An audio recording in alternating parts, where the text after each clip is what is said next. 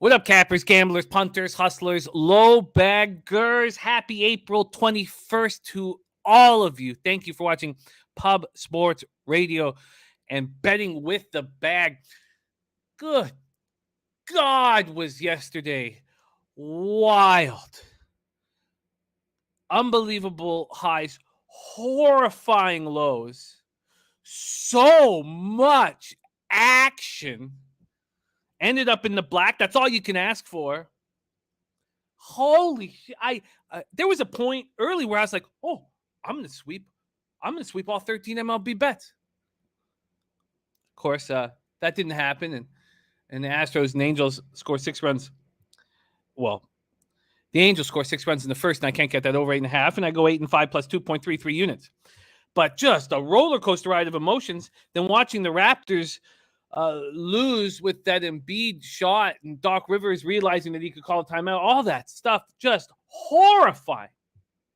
I was so angry. I took it a little bit out on my girlfriend, and she made me aware that I was a different person now after the loss. We don't want that. We talked it out. I'm less angry now. You know why I'm less angry now? Because I love this opportunity to cap card with you guys. I love it so much. I'm so thankful to be here with you guys, and I can't fucking wait to attack this card. And it was a look. I told Jose that I was 16 wins and 27 losses, down 14 units on the MLB season before yesterday started. And look, 8-5 plus 2.33 units. That doesn't change anything. Although I did say I was going to kind of in my head start fresh, and I told Jose if I was going to lose money, that I wasn't going to be here this morning. It's a fine line, and the stakes are high. Viper in the house. There's my guy Ick Schnizzle ready to get to work. Sammy Calmer said the COVID finally caught up to me, unfortunately, so nothing to do but cap. Perfect. Says still speechless over the Raptors game. God, I can't wait to talk about the success of everybody else on the show because, man, Derl, another 3-0 sweep. I'm pretty much done all of the NBA stats to catch up. So I'm going to put out a little tweet just to show how spectacular he's been. We got Dutch Boy Fresh on the show today as well. CMac goes 3-1 plus 2.63 units, hits a plus 153 banger on the Dodgers minus 1.5. Hits a plus 115 banger on the Royals plus 115. That is my landlord coming in to fix the oven. Sorry, I'm busy, my man. If you could come back maybe in 3 hours, I got a show here. He's going to keep knocking in. I'm not going to answer. Sammy Calmer in the house. I hope you get better very quickly. Says still speechless over the Raptors game, but was able to cash first quarter, first half. Nice job. Mr. Vape in the house says our Raptors are in trouble. They are. Jedi for life. Kyle Hintley and Birdie says good morning. All nice job yesterday in MLB. Let's have a day. Jay Peasy ready to get to work. Buznut 721 Amsterdam. What else? Dan Kelly says last night Bruce Brown got his points quickly, so it was easy to middle that 5-1 bet. Nice job. That's a very smart way of handling it. And I was very thankful that I didn't move on the Brooklyn Nets, either on the series or to win the game, but probably should have bet them early, first quarter and first half. Also, very thankful that I didn't move on the Bucks because we talked about who would have gained confidence after that first game. The Bulls. They played terrible and had a 1-point lead at one point in the fourth quarter. And that was clear. Also, the Middleton injury is going to hurt badly. Yes, my friend. Celtics in 5. That was an extremely impressive win. There is Kyle Hintley in the house. Has been listening on the road in my car. Work been crazy. Busy home today. Love you, Kyle Hintley. Kyle Hintley makes big boy bets. Love seeing him here in the chat. Let's talk about the success of our chat because our chat is the best chat in the business and it's what makes this show special. And we start with Daby Gun Rici. Look at Daby. 15 straight cashers. Are you kidding me? No. And he says, be very careful today. Yes, but respect. Daby Gun 10-0 on Tuesday, 5-0 on Wednesday. God, I love that. There is Daby Cab in the house. Daby Cab will be opening up his account here on in MLB here on Betting with the Bag. Looking forward to watch him cap MLB all season long. Taint play of the day is in as well. Taint play of the day is in. Let's grab that here now. Got to get Domy's action. I'm with Domy on the first 5 for the Mets. I also am taking and tracking it very, very, very closely. But with these low volatility first 5s, I'm going to start taking big favorites. I took 3 favorites between minus 130 and minus 135. Everything correlated, as we talked about yesterday, is what I'm trying to do. Have not one thing out of line, and we'll see. I'm very interested to track this and see how it works. And there is Matty Ice with the Taint play of the day. The Taint play of the day is in. Sweet, sweet Taint. Dan Bonner ready to get to work. Birdie in the house. Nut Flush Allen. I love this. Serious Business ready to go. Spenny Penny Bombs. Michael Irvalina. Nasty Nate. Friendly Forager. I love that. Friendly Forager. Respect. I like that name a lot. And there we go. Slatsy says, good morning. 2-1 NHL, 3-0 MLB because of the chat. Dommy Gun killing it on Leafs plus 106 money line. Bruins Pens under 6. I'm with you on that.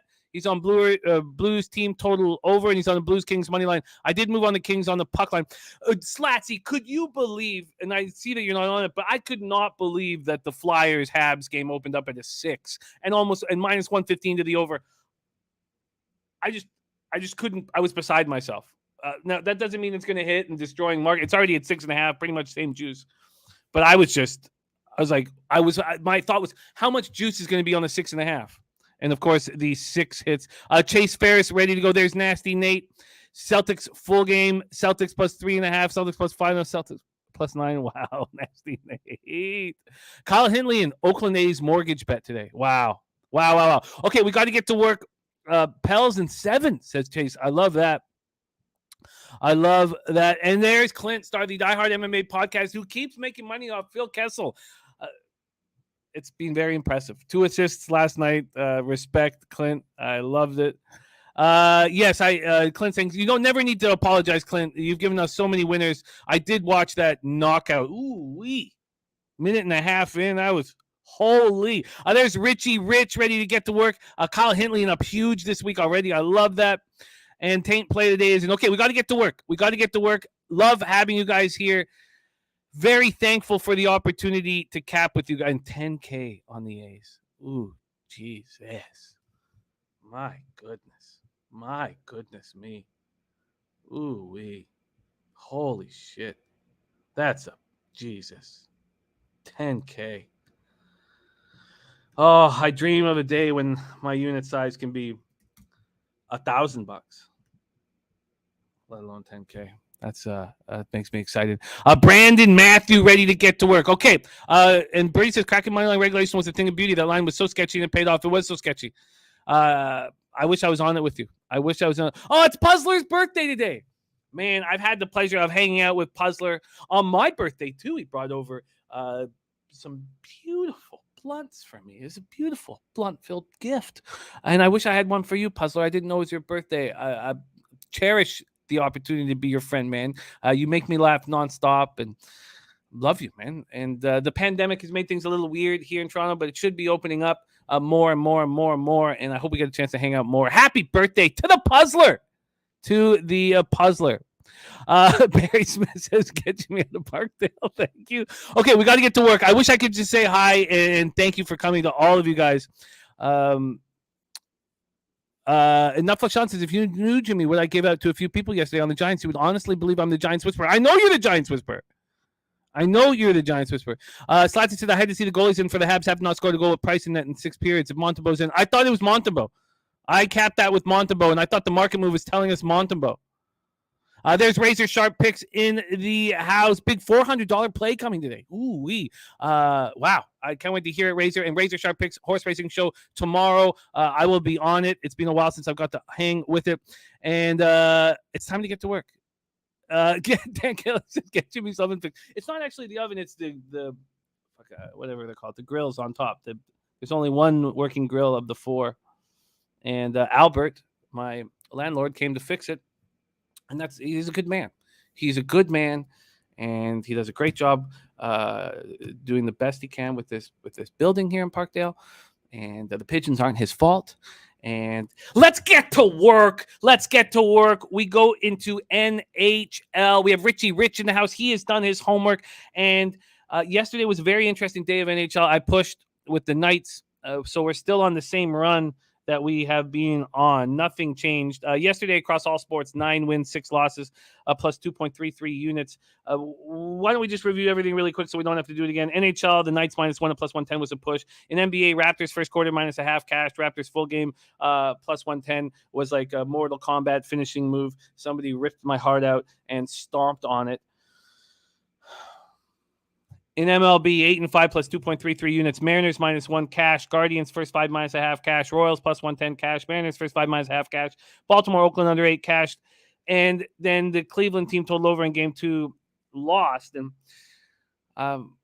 when I made the bet, it was 1-0 in the second inning. And I was like, okay, well, it looks like they're not going to.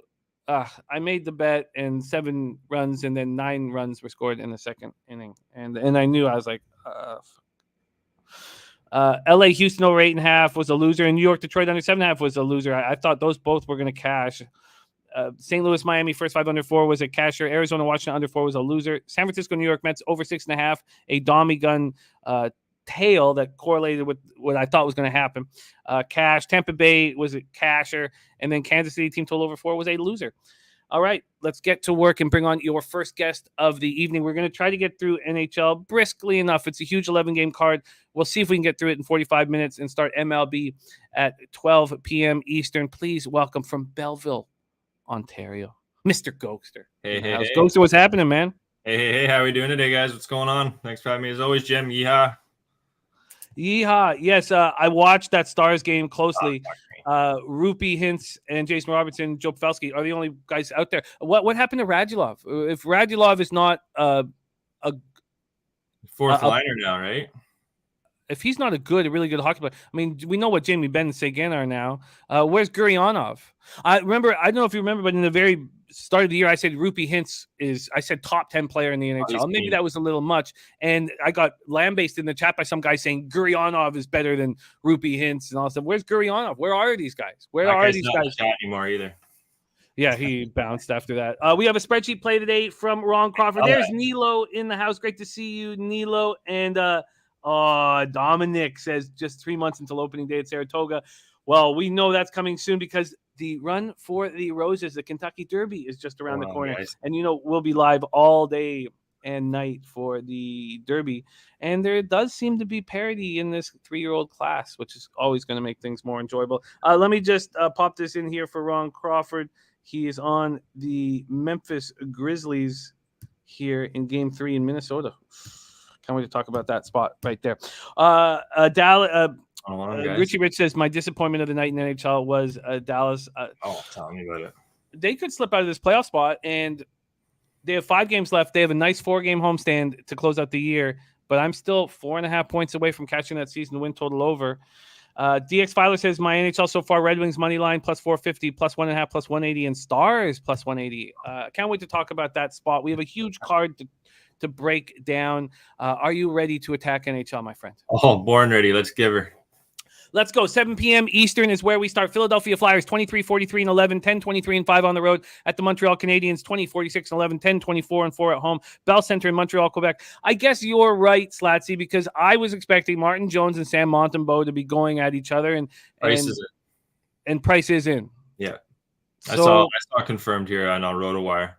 So let's see how that changes the market, and probably changed it pretty. 6.5. I still beat it by half a goal.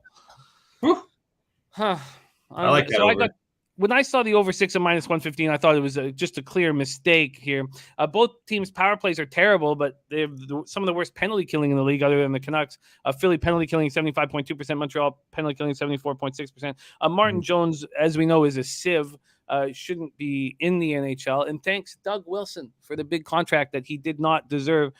Both teams have lost 6 straight. Flyers coming off their 6 straight loss 5-2 at Toronto on Tuesday. 0 for 3 on the power play, 1 for 28 in their last 10 games. Fire Chuck Fletcher already. How does this man still have a job? Fire Chuck and bring in Cliff. Get him out of his here. dad. His dad is a great general manager. His son absolutely has destroyed this once proud franchise. This guy's been in here since 2018. Fire Chuck Fletcher. Fire him immediately. Do it for all the Flyer fans. And there's a ton of them that love the team. And going back to Cliff Fletcher, we have to talk about how he fleeced Doug Risebrough. Doug Risebrough, who ended up being an okay general manager, but fleeced by Cliff. Doug Gilmour, Jamie McCowan, Rick Natras, Rick Wamsley, and Kent Manderville for Gary Leeman, Craig Berube, Michel Petit, Alexander Godinuk, and Jeff Reese. How Risebrough let his predecessor fucking destroy him and ruin his career. You don't. Unbelievable. If you take somebody's job and they offer you a trade, they're trying to embarrass you. Why was Risebrough such a fucking idiot? Habs coming off their 6th straight loss 2-0 at home to Montreal on Tuesday. They've been outscored 25-9 on the 6-game losing streak. Yeah, they're not scoring, and Paul Byron is hurt. But in saying all that, I think there'll be goals here. I took the over 6 at -115. Take it away here, Gogster, Flyers, Habs. Yeah, Martin Jones, he's got problems. San Jose didn't want him. That's a sign right there. Price going. It's going to be his 3rd game going, guys. He had 1 against the Islanders, 1 against Minnesota. Lost both of them. Allowed 2 goals, so they're just not getting the goal production right now. And looking at their injury report too, Jimmy, just bringing that up, they had some question marks. Question mark Joel Armia, he's questionable. Paul Byron and Jake Evans. So there's some pieces there that are kind of offensive for Montreal. So I still don't mind the over at 6.5. You definitely want to jump on it at 6. I did have both teams to score first period written down, Jim. That was available at +150. Don't know what you think about that one, but with Price going, I was hoping to get Montembeault in net because I wanted to take that first period both teams to score at +150 with Monty. But if Price is going and Jones, I'm going to stay off this one. Jones, he's allowed 4 goals, 4, 6, 5. This guy's been allowing more than 3 goals. So if you want to maybe take a team total over Montreal 2.5, I don't mind it, but you have question marks with Armia, Byron, and Evans. Yeah, I don't love this game, Jim. We got 11 on the card. I'm going to stay off this one, buddy, but lean towards the over with you.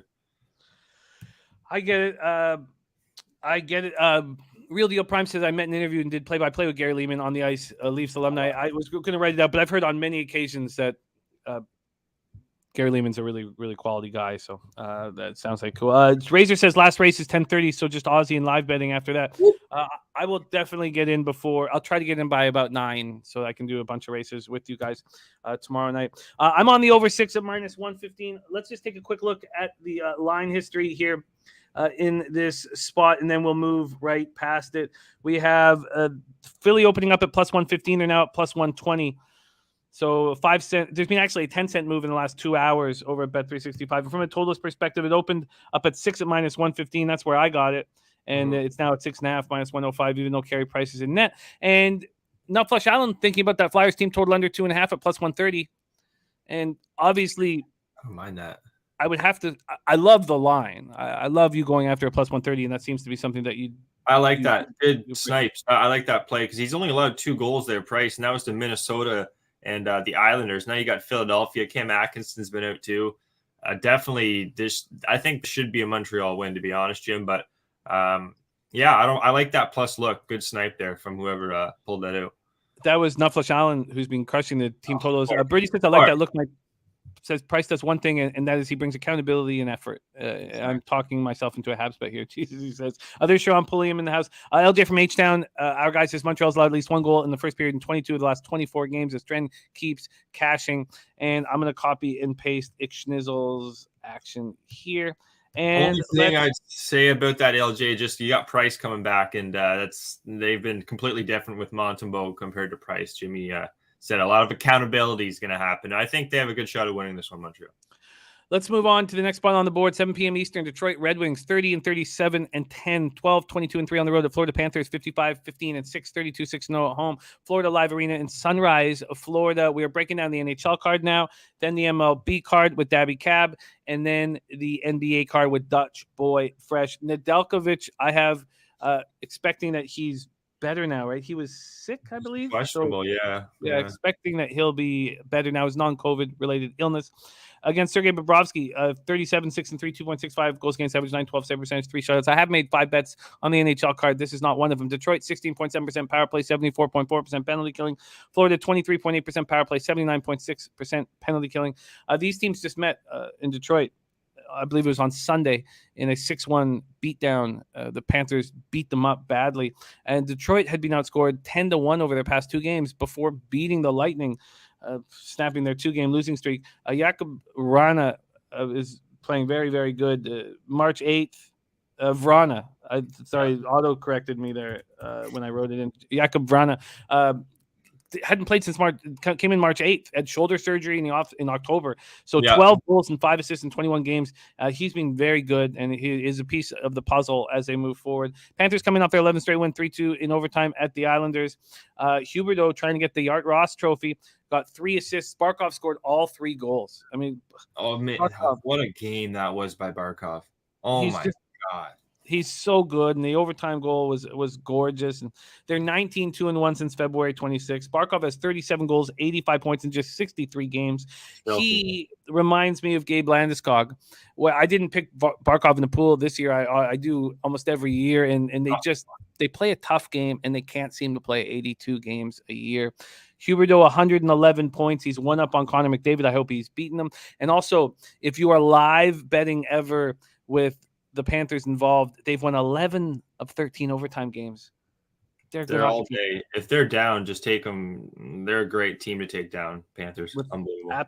Absolutely, and they're now minus 600. Oh, that's what they opened at Bet365, minus 600. And this total opened up at 7. It was initially juiced to the under, and it's now a pick'em. Take it away, Gogster. It's up to you. Red Wings, Panthers. Yeah, well, Bobrovsky, guys, he's allowed 2, 1, 2, and 3. So he's definitely playing good hockey right now. Detroit, for the most part, they can't score. They're offensively challenged. Ned there, he allowed 6 goals to Florida, but then he came back with a shutout against Carolina, Jim, 46-46. Then 28-33 against Columbus, then 47-50 against Boston. So this guy's as hot as cold as your stovetop there, Jimmy. But Bobrovsky, he's playing a lot better. Defensively, though, Florida guys 26th in the penalty kill department since April 1st. So there's a bit of an issue there. They gotta get that. Everyone knows they're offensively they're fine. It's defensively they got to stop getting behind in games, Jimmy. They do this a lot. They maybe in the playoffs, guys, look at taking Florida or the opponent in the first period against Florida because they're really struggling in the first period. They've been coming back a lot. I don't have too much on this game just because of the line, Jimmy. The total 7, that's awfully high. I think I'd lean to an under. If anything, Florida, you got 5 more games to the playoffs. You got Detroit, who's, they're god awful. I would expect them not to score. And the way Bobrovsky's been playing, I'd expect them not to score. And the shots on goal, too, 26, 31, 24, 22. That's impressive. So I'd maybe lean to a Detroit team total under 2.5. Pull one out of Nutflush Allen's book there. What do you think of the Panthers team total under 4.5 at even money? Oh, really? I mean, it feels like they just beat up on the Red Wings. The Red Wings have confidence after that Lightning game and know how dangerous the Panthers can be and should play them tough. I think we're right. I think so. I would go team total under Detroit, Florida 4.5, the under 7. I would think this is just looking at Ned. He's bounced back from his 2 bad starts in the last 4 games. And they're coming off a nice win, 4-3 over Tampa. Florida, this is a perfect spot for them to not be down 3-0 after the first or down, 3-1 going into the third. So I would definitely lean towards an under here. I don't know why I'm not playing it, but I strong lean to the under. I just cashed an under with Florida. It feels incredibly good because they're such an offensive powerhouse. I did in the Islanders game. Interesting. What's the chat saying? What do you guys see in the chat?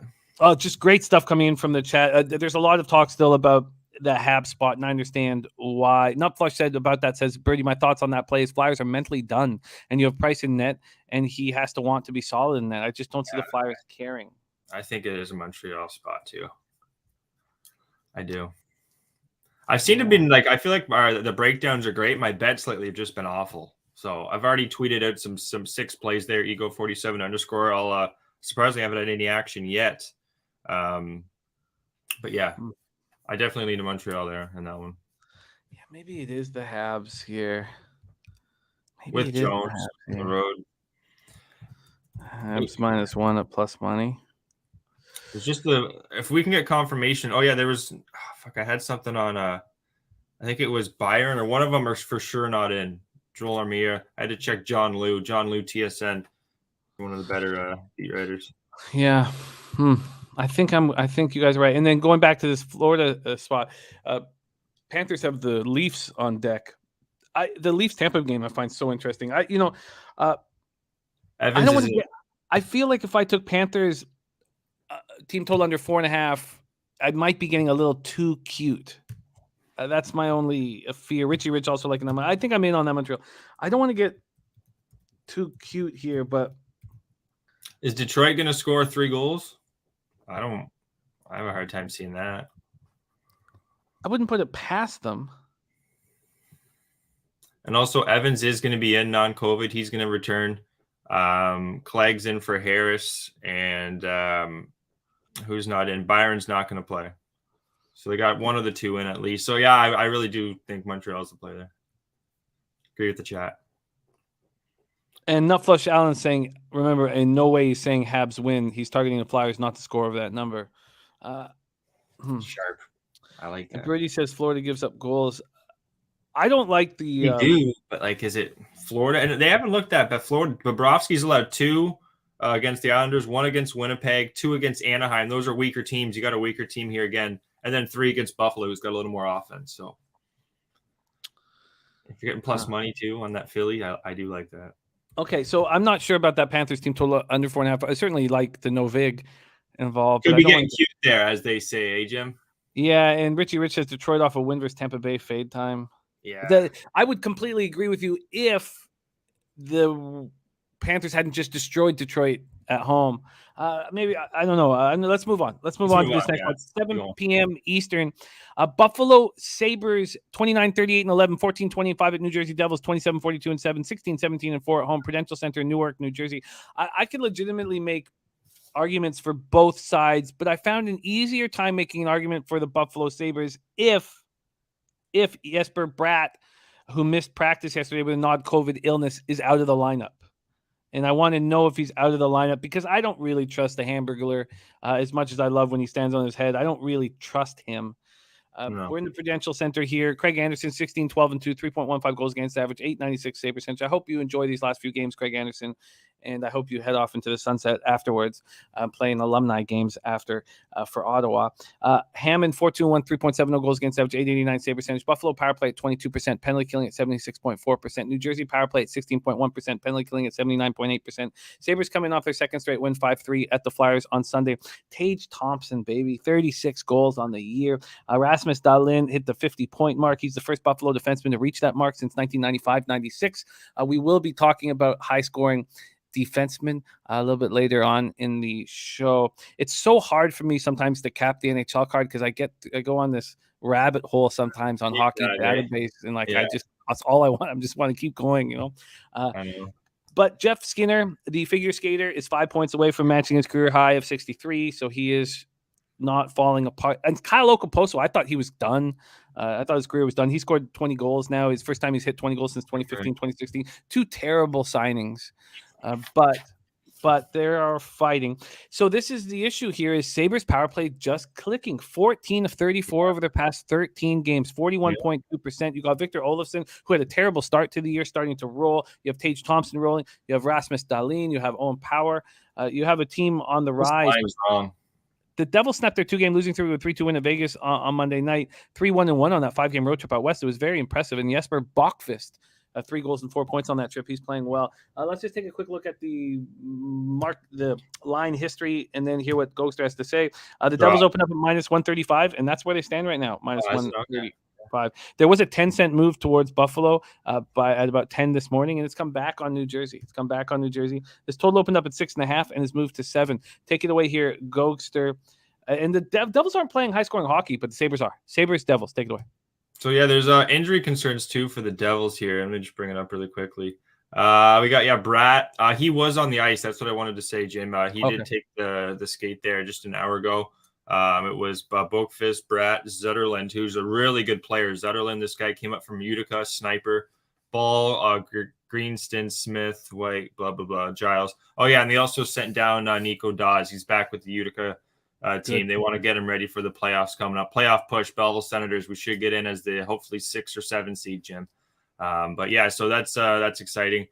This game here, Jim, I think it's a Buffalo spot, just pure Buffalo. This is a team I'm not going to be fading at all.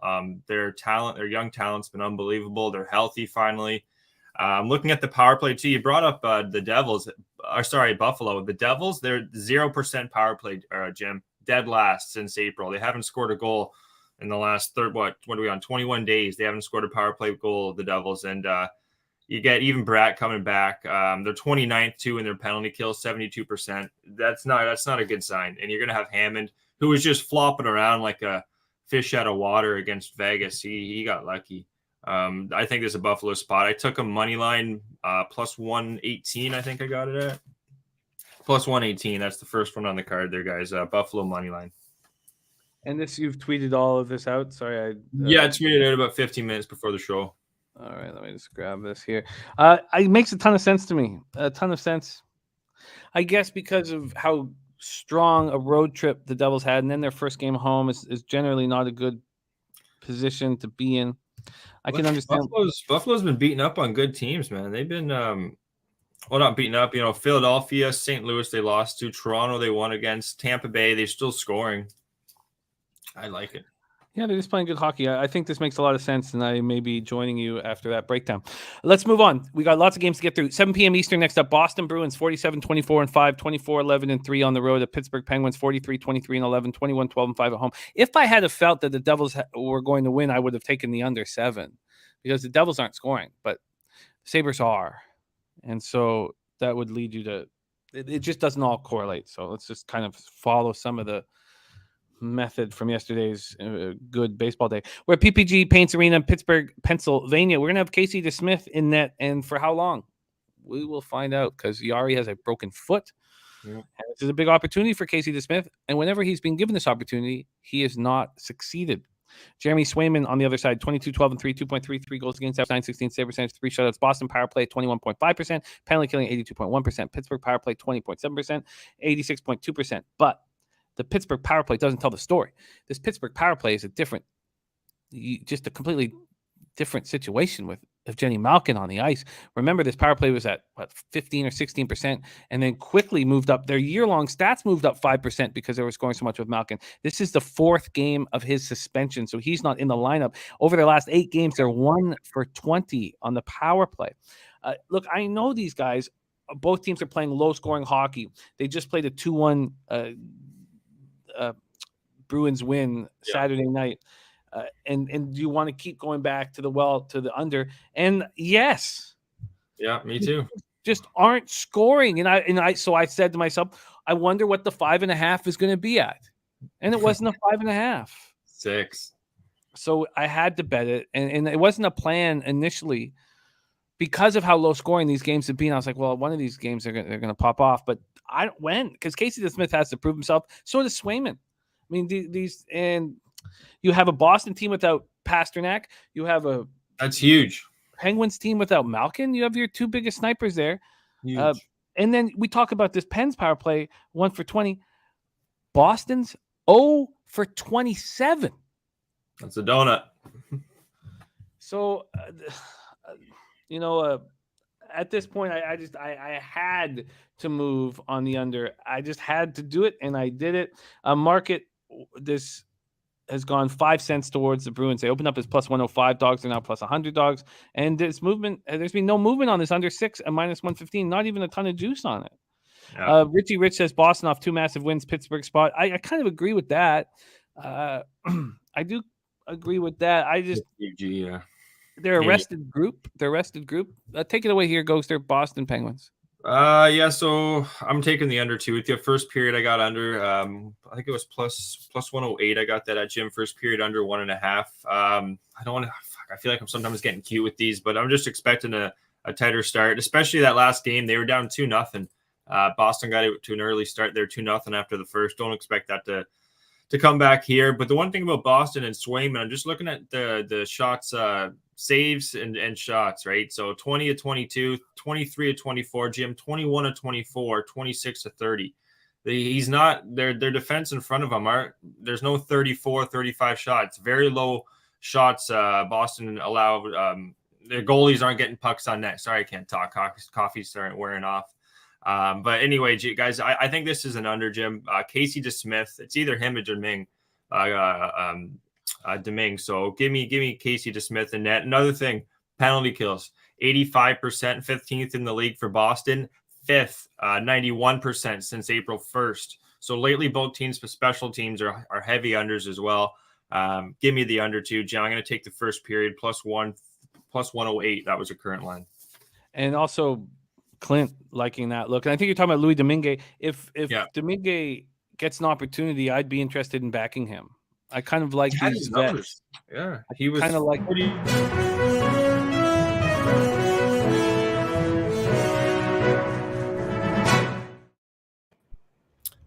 Ben Simmons officially coming back for Game 4.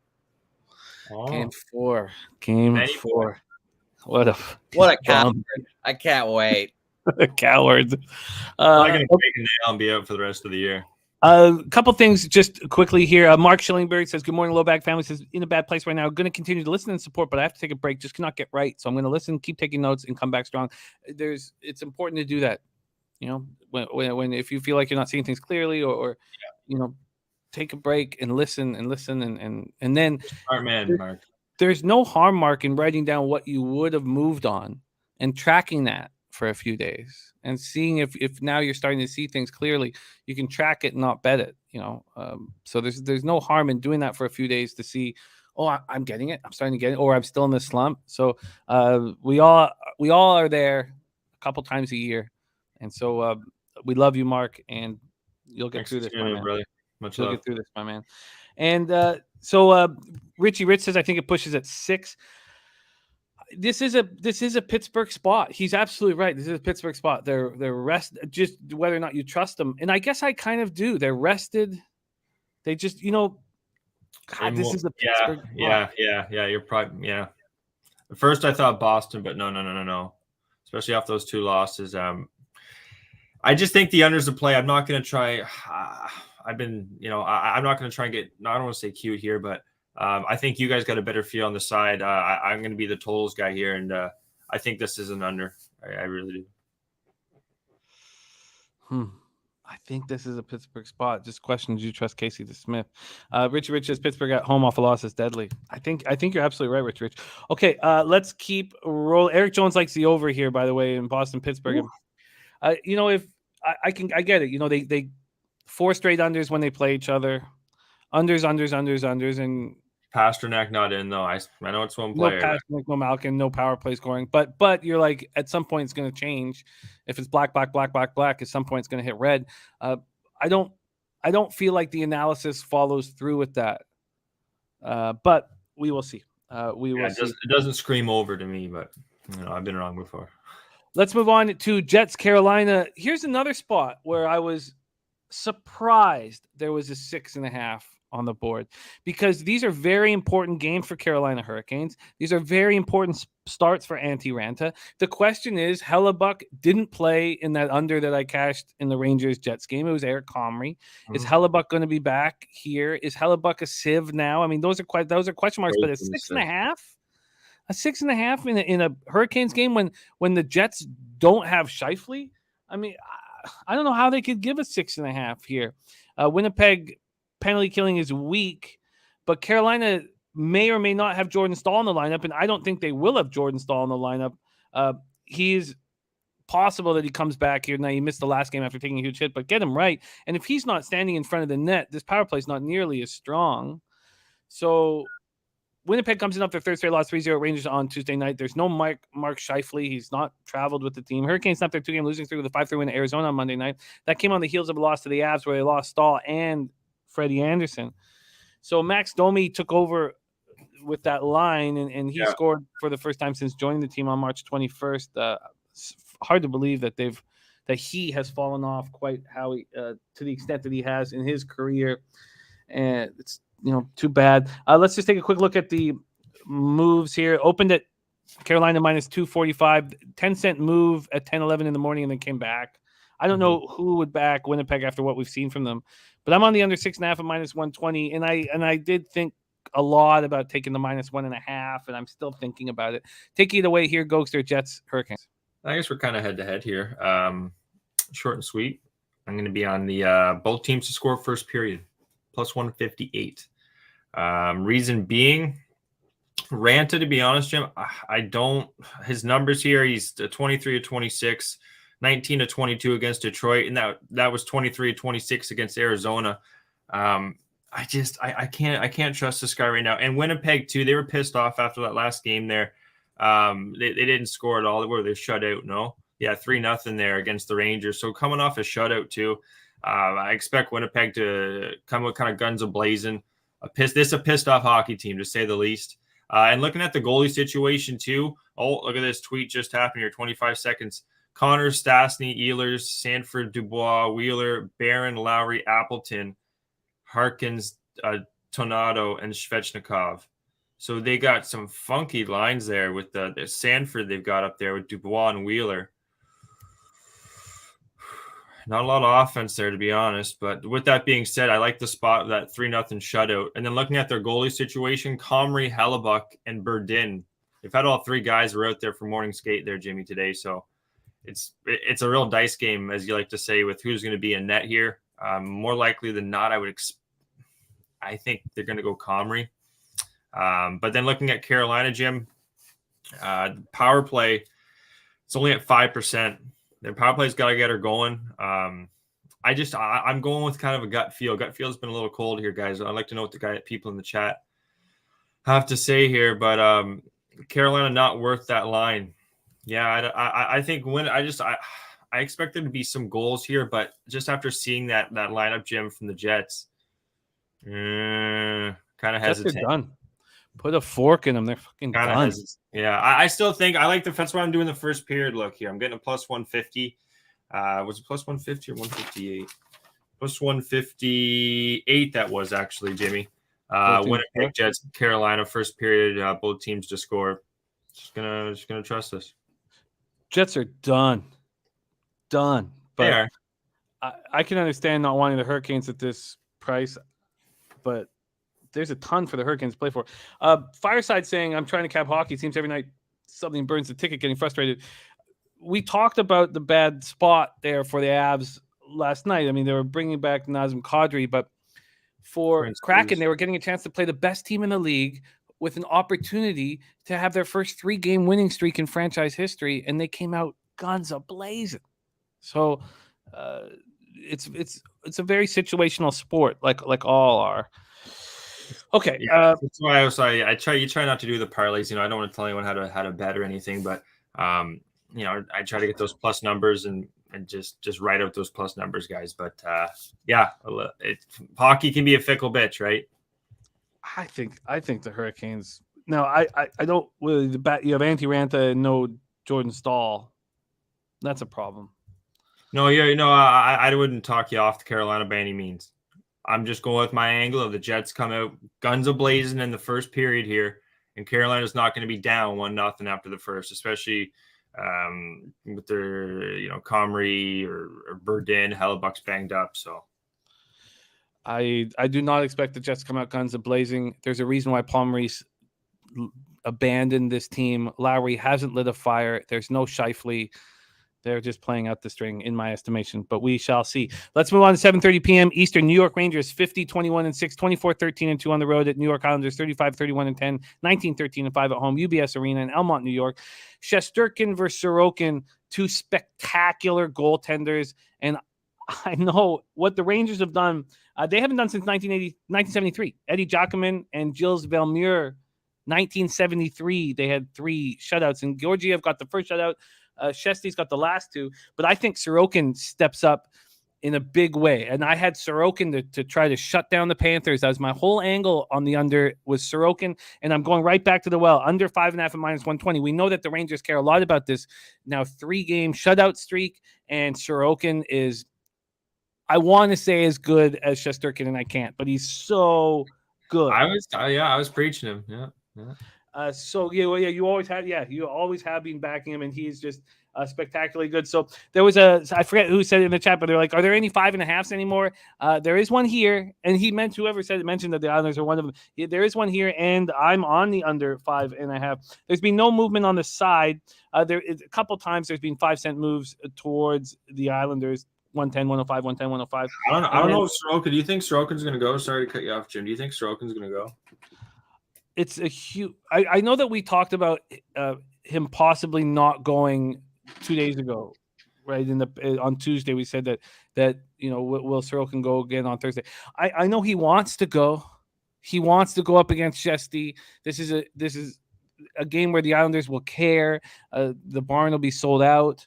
So it would be his 6th game in 9 nights. Wow. Well, I'll be very concerned if he's not in. That's a lot. That's why I have Varlamov down here, just because I don't know if he's going to go again. I don't know if he's going to go. He's played on the 19th, the 17th, 15th, 14th, 12th.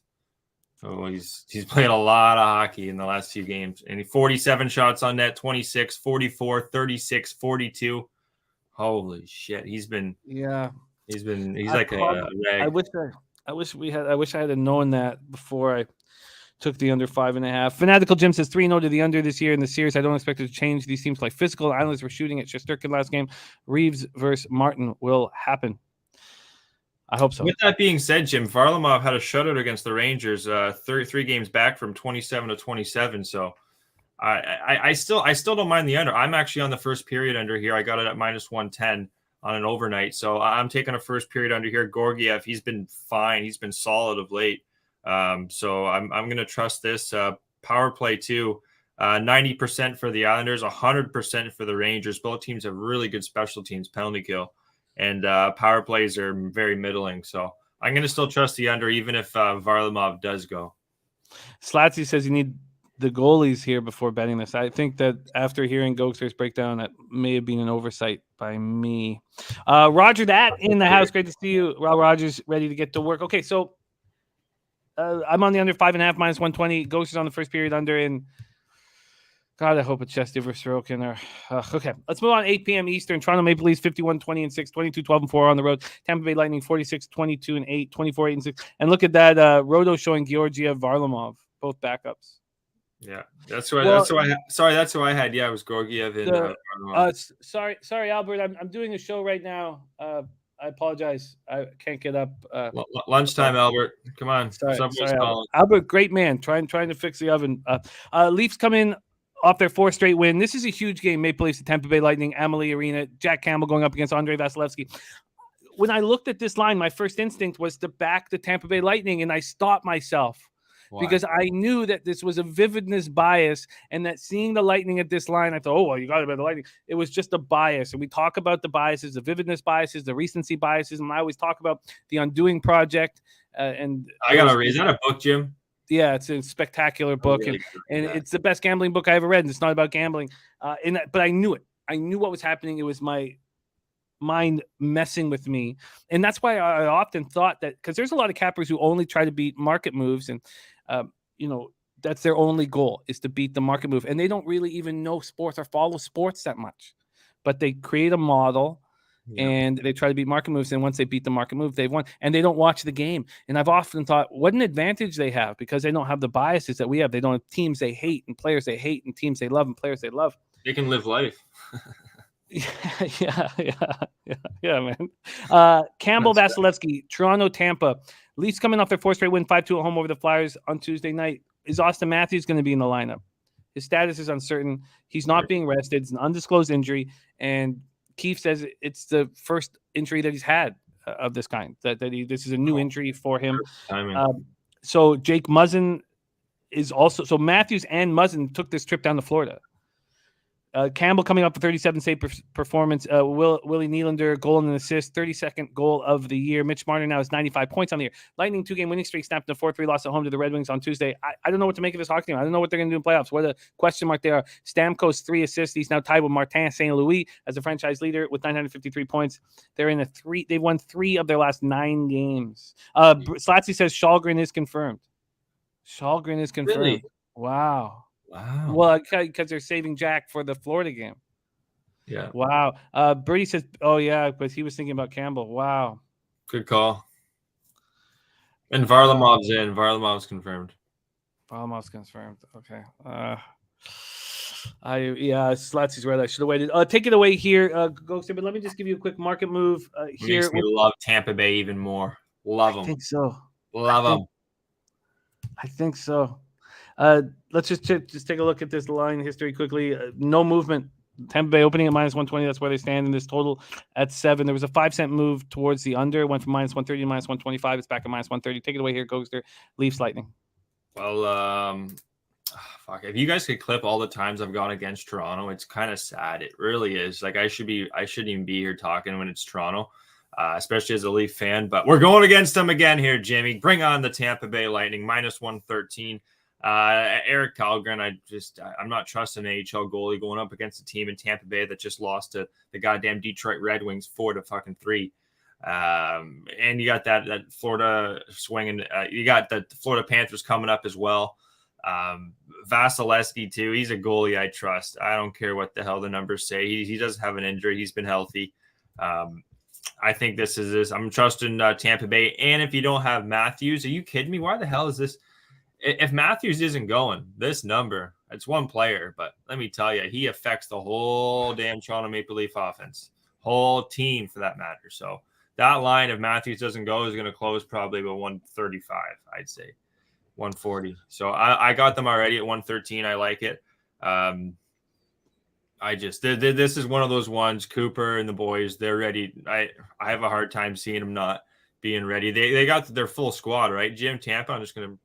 Yeah, they're ready to go. They're full fucking systems. All systems go. So give me the Lightning here. I already pulled the trigger. -113. I get that. I think it was at Pinnacle still. All right, let's keep rolling here. I agree. I think I had the Lightning. I agree. It was something I was going to do, but now with Shalgren, I do not trust Shalgren. 8 p.m. Eastern, and Steve G saying Campbell is a bum.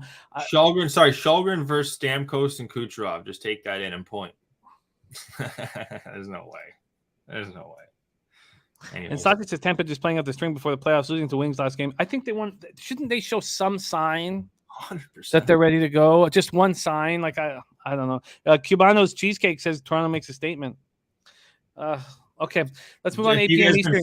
My Toronto picks. You've been making money. But I got to stick with the Lightning here, and I do feel fucking great about it. So we'll see how she goes, guys. DX File says revenge spot for Tampa 2. Real Deal Prime says low scoring or Tampa Bay beats them down. Richie Rich disagreeing with the line move to Toronto. There's been no move at Bet365 at this point, and that's what we're using for line history. I'd prefer to use a different book, but that's the best one that I'm able to use with the line history right now. All right, let's move on. We want to speed this up a little bit. We got to get into MLB. We have Daby Cab for MLB and Dutch Boy Fresh for NBA. Thank you guys for joining us. We are almost through this NHL card. Vancouver Canucks, 8 p.m. Eastern, 38, 28, and 11, 2014 and 4 on the road at Minnesota Wild, 48, 21, 7, 27, 7, 2 at home. We're at Excel Energy Center in St. Paul, Minnesota. Maggie Thatcher Demko. I was legitimately thinking last night that that it's too bad the Canucks couldn't put it together because they're wasting these prime years of the Iron Lady, and it's gonna. He's such. I know his numbers don't really show that. They're starting to 9.17 goals against average or save percentage with a pretty weak suspect D, in my opinion, in front of him, and forwards that aren't accountable like Toddler, Shoulders, Pedersen, going up against Marc-Andre Fleury. Wasn't it interesting that Minnesota goes into Montreal and doesn't give Marc-Andre Fleury that start, clearly Cam Talbot is the man there, and Marc-Andre Fleury will be watching unless Talbot falls off at some point in the playoffs, which of course is a possibility. Vancouver power play 23.6%, penalty killing 73.7%. Minnesota power play at 20%, penalty killing 75.7%. Canucks had their 6-game winning streak snapped in a 4-3 shootout loss at home to Ottawa on Tuesday. Wild coming off their second straight win. They're 27-7-2 on home ice, 7-game point streak on home ice. Kevin Fiala has now 30 goals. He joins Kaprizov with 43, Hartman with 31. Fiala has 6 goals in his last 5 games. He's just playing, in his last 7 games, he has 7 goals and 7 assists. It's a dangerous hockey team. I don't know why they're not better, but they are 48-21-7. This is a huge game for the Canucks, and it's a very important game for the Wild because they can get home ice advantage over the Blues. They're tied with the Blues right now. There's been a 5-cent move to Minnesota. That's it. That happened within the first hour. It was out yesterday from at 6 p.m. And from a total perspective, there's been no movement on the over 6 at -120. Take it away, Gogster, Canucks Wild. I don't want to sound like a psychiatrist here, but I think Minnesota's a little too emotional. I think they're a little too emotional of a team. That's why they're not like they should be a lot better. They're just they ride. They're up and down too in a weird way. Minnesota. They're a really good hockey team, but they're just some of these other teams like Boston, hard-nosed team. I don't know, Jim. I just feel like Minnesota's a little emotional. That's probably something you haven't heard there, guys. In this game here, I don't have a great feel. Our guy Ronnie here's got the Minnesota Rag NHL spreadsheet play of the day. Just looking at, I had Fleury going, so they are going with Talbot. They are? Well, I had Fleury here. I have Fleury too.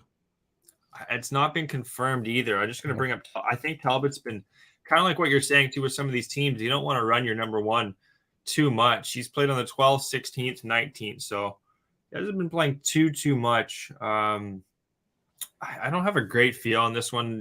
Vancouver coming off that loss. I don't got much on. Sorry, guys in the chat. No, it's all good. What do you guys got to say? Why? Canucks team total over 2.5 is for Fanatical Jim. They've hit 7 straight. You think they get the 3 goals here? Yeah, I think that's what's the line on that over. And Talbot is confirmed -120. That's God. You guys are good in the chat. Yeah, I think that's what I would go for. Vancouver's they've been scoring, and like I said, they have been locking teams down 2-1 kind of thing. They very fickle team. I think they're good. Let's keep rolling right along. I'm going to stay off this spot. Ron Crawford's spreadsheet play of the day is Minnesota in regulation. Ron Crawford is locked in.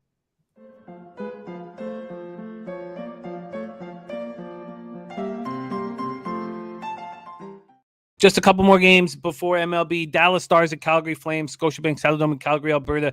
Ottinger versus Markstrom expected.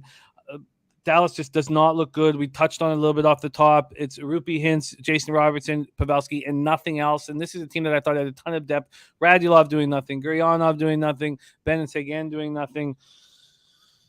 So they scored 4 goals in this tough trip. Vancouver, Edmonton, Calgary, all 4 goals by Rupi Hintz and Jason Robertson. Dallas power play 22.1%, penalty killing 79.4%. Calgary 23.3% power play, 84% penalty killing. The Stars are on the second half of a back-to-back after the second straight loss 5-2. The Oilers last night outscored 11-4 through the first 2 games of the road trip, and they don't look good. They're getting outshot. They're getting outplayed. So they're 2 points behind Nashville now for the wild card spot. If they don't pass Nashville, they play the Avalanche in the first round. Enjoy that. They have 5 games left. Vegas is now 2 points behind Dallas. Now Vegas has 4 games back. Dallas has five left, and Dallas 4 and 5 left. And Dallas has that nice stretch 4-game homestand to end the year. And I need 4.5 points at the team total over. Flames had their 2-game winning streak snapped in a 3-2 shootout loss in Nashville on Tuesday night. Flames are still on a 7-1-1 run. Johnny Gaudreau has 108 points this year. Matthew Tkachuk 99. So I know we got a rush here. Yes, I saw the taint is in. We talked about it a little bit off the top that the taint is in, and we will discuss it here when we get into MLB. But very, very important that the taint is in. But here, I just want to talk about this briefly because Gaudreau has 108 points. Matthew Tkachuk 99. So we get to go back to one of my favorite years in hockey history, 1990-91. The last time the Flames had 2 players to score over 100 points. Theoren Fleury had 104 points, and the great Al MacInnis Oh, Had slapper. 103 points for Al McInnes, 103. And then you think, wow, how many defensemen in NHL history have scored 100 points? And 5 of them, 5 defensemen. And Al McInnes is one of them. Remember that year in 1991, because it was such a, well, I know we got to move on, but I feel like I really want to talk about it. Bobby Orr did it 6 times. Paul Coffey 5 times. Dennis Potvin once. Al McInnes once, and Brian Leetch was the most recent in 1991-92. When we talk about this Flames 90-91 team, they were incredible. Theoren Fleury 104 points, McInnes 103, Joe Nieuwendyk 85 points. By the way, Theoren Fleury was a plus 48 that year. Then Doug Gilmour 81 points. It was before Cliff Fletcher fleeced him to the Leafs. Gary Suter 70 points. He was Al McInnes' partner that back there. Gary Roberts 53 points and 252 penalty minutes. You had Robert Reichel with 41 points. You had Joel Otto winning all the faceoffs with 39 points. And they lose in the first round of the playoffs in a 7-game series to the Edmonton Oilers. And the Oilers don't come out of the West. It's the Minnesota North Stars that play the Penguins in the Stanley Cup final. And that was a fascinating final where the Penguins won 4-2. But look at this team that beat the Flames. And I was like, oh my God. So Messier only plays 53 games that year. Remember, they'd won the Stanley Cup the year before, their first year winning the Stanley Cup without Gretzky. And so Messier only plays 53 games, scores 64 points. Esa Tikkanen's their leading scorer at 69 points. And then Peter Klima next at 68 points. Joe Murphy, 62. Craig Simpson, 57. Glenn Anderson, 55. Steve Smith. And they knock out the Flames in the first round of 7 games. That series must have been madness in Alberta, but I digress, and I would like to talk about it more, but we have no time. Stars, Flames. I don't trust the Stars. Do you want the Flames at this price is the $1 million question. Does anybody want the Flames at this price? But there's been a 10-cent move towards the Stars. They opened up plus 185, they're now plus 175, and this total's gone from 5.5 to 6. Take it away, Gogster. Flame Stars. Well, just after what you're saying there, I think adversity. Teams got to go through adversity in order, because if you're not going through adversity during the regular season, showing you can kind of come out of tough times, hard times, as I like to say, then you're going to go in the playoffs and you're going to lose one, or you're going to fucking get embarrassed, or it's going to be different hockey, and you got to be able to adjust, adapt to that. Because good hockey teams, that's what Toronto hasn't done the last goddamn 10 years. Is they look good in the regular season, but then they can't adjust when they got some, playoff hockey, some adversity, and you only got 3 games left, or else you could be it's a 4-game series. So anyways, I digress here too, Jim. Dallas, Calgary. I don't have much on this game, guys. Dallas, they fucking bit me in the ass. I could see why, guys going back to them, but Jimmy said it, they don't got a lot of offense right now. I don't like how they have I know Robertson, Hintz, Pavelski. It's a great first line, but divide that up, Jim. I think they have too much power on there. I think they need because when you have, Studenic, Ben, and Radulov, you got Sagan, Guryanov, and Peterson. I don't know. I would mix the lines up a bit there. As much as that's a great first line, I think you got to get some more scoring, so you got to mix those guys up. So that's my opinion on it. But I don't got much on this game. I lean towards Calgary. Just they've been taking care of business, but Dallas definitely need to get a W here. I'm a little surprised this opened at 5.5. I missed that. Really? I think that at 5.5, I would have interest in the over, even though the Stars aren't scoring. I don't want anything to do with this game. No, I'm passing. Let's move on to quickly touch on these last 2 games. Blackhawks, Kings. I moved on the Kings minus 1.5. Love it. I think the Kings smash. Now, it moved to plus 110. So this market moved against me 5 cents, which I was surprised. Now it's back to plus 105, and the money line has moved in the Kings' direction. It was minus 245 when I took the plus 105. It's now minus 260. Blackhawks, Kings, Delia, I don't trust. Chicago power play, 19.8%, 75.6% penalty killing. The Kings have a 16.2% power play. I don't know why their penalty killing is bad. I don't know why the Wild and Kings have bad penalty killing, because they have players who should be able to succeed, like Eriksson Ek with the Wild, and then you go over to the Kings and you have Philip Deneau. By the way, Philip Deneau, what a great signing he was. 25 goals now. Wow. God, I like him so much.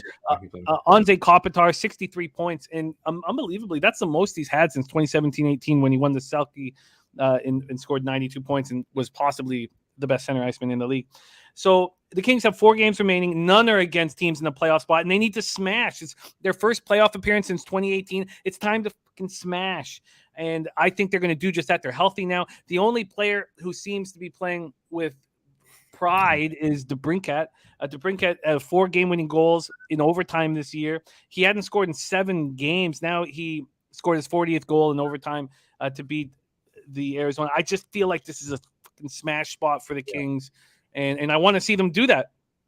I like this hockey team, and I want to see them do that, and I want to see them beat the Oilers in the first round. Take it away here, Gogster, Blackhawks, Kings.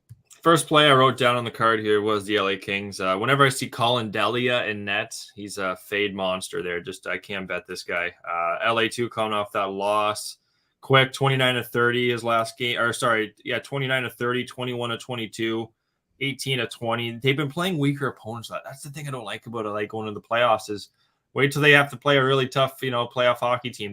They're playing really weak opponents, but they should get this done. Puck line, I do like. This is going to be a money line parlay. I got this game, Jimmy. I probably should have taken the puck line. I have such a bad track record with puck line. So I'm doing the money line there. I'm mixing it up with the next game. You guys can probably guess who I'm taking in that next one. I'm doing a money line parlay here. LA Kings and the St. Louis Blues. Well, why don't you lead us into that? We are expecting Ville Husso going up against Capo Kakkonen. Blues had their 9-game winning streak snapped in 3-2 overtime loss at home to the Bruins on Tuesday. That was 12 straight games. They'd scored at least 4 goals. They're tied with the Wild right now in the Central Division for home ice advantage. Now, Minnesota has played 1 less game. San Jose snapped their 10-game winning streak with a 3-2 win over Columbus at home on Tuesday night, but I don't want anything to do with them.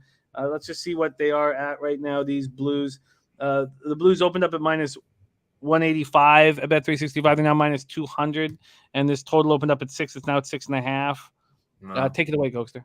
Yeah, no, I just think this is a St. Louis spot. There's too many injuries too with San Jose. I'll quickly bring up their lineup here. Benino, Nito, Couture. With that being said, it's not awful, but I'm trusting a St. Louis team that's just they're. I think this is a sneaky team that's gonna make a run in the playoffs here, Jim. St. Louis Blues. Husso, I've liked what I've seen from him all year. I think this is a sneaky playoff team. And, so you're taking them over the Wild in the first round? I would. Wow.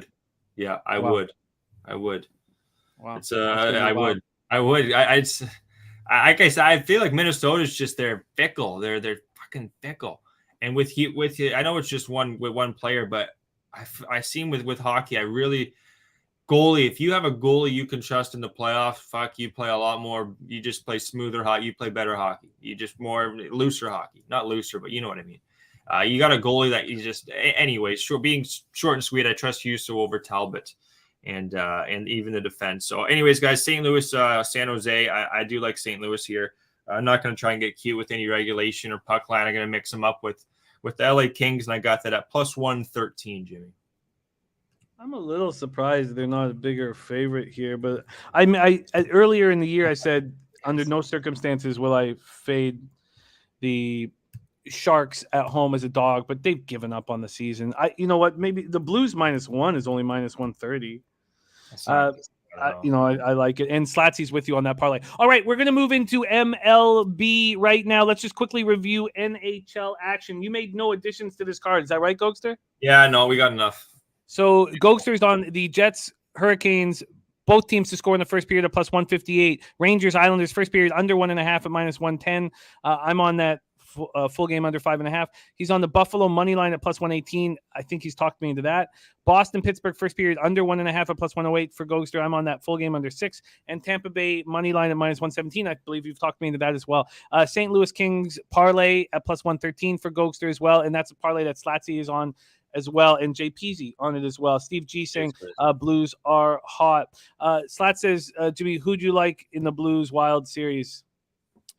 Yeah, who do you like, Jim?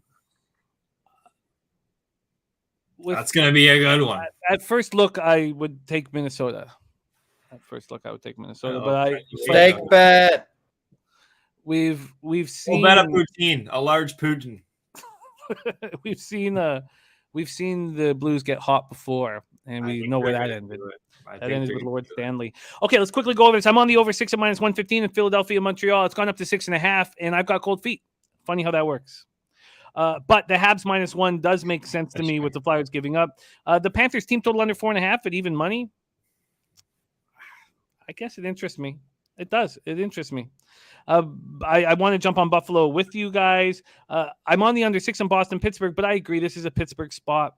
They need to step up here. So I'm on Pittsburgh as well. The under 6.5. I moved on Winnipeg, Carolina. Should I take Hurricanes on the puck line too without Jordan Staal? I'm not sure.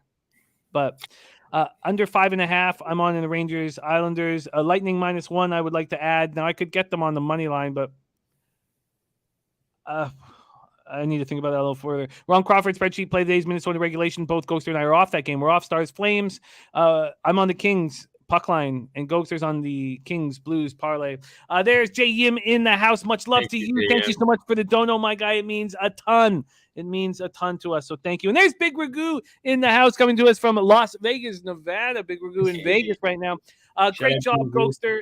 Thank you for sharing your hard work with us and all your study. I can't wait to do this again with you next week. And that will be our final week of the regular season. Then push really? Holy, it's already here, guys. Well, thank you so much, Jim. Everyone else, Razor, yeah, we don't slap ass in hockey. We just scream and shout, drink beer, and fucking root on our team there. Go Leafs, go. Before you go, Gogster, this is from Birdie, who's exceptional NHL capper and a great hockey coach. Says Minnesota's young, and like the Leafs, Avs, Oilers, we tend to overvalue regular season. I would take the veteran Blues to best mini this year 100 times out of 100. Wow. Yeah, that's my King 7-8 there. Shout out to Birdie. Shout out to you, Bird. Much love, Gogster. We will talk soon, my friend. All right, it is time to get into MLB. I'm coming off an 8-5 day plus 2.33 units, but it has not been a good season. But just we can take it one day at a time. We're gonna get back in the black, do just what we did in the NBA.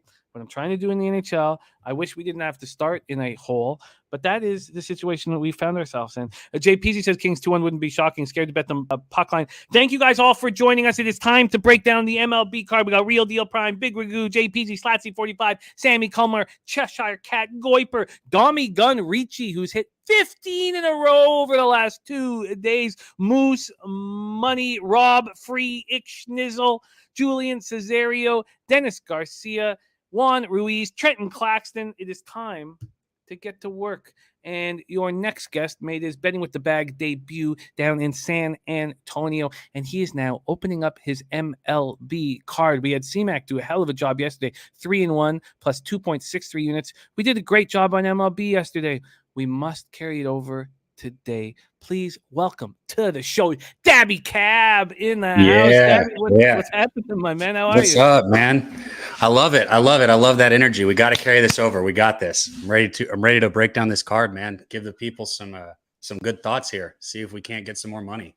Let's get to work, my friend, and I'm excited about this. All right, we have a 10-game card, and we start at 1:10 p.m. Eastern. I have made 3 bets, and this was almost one of them.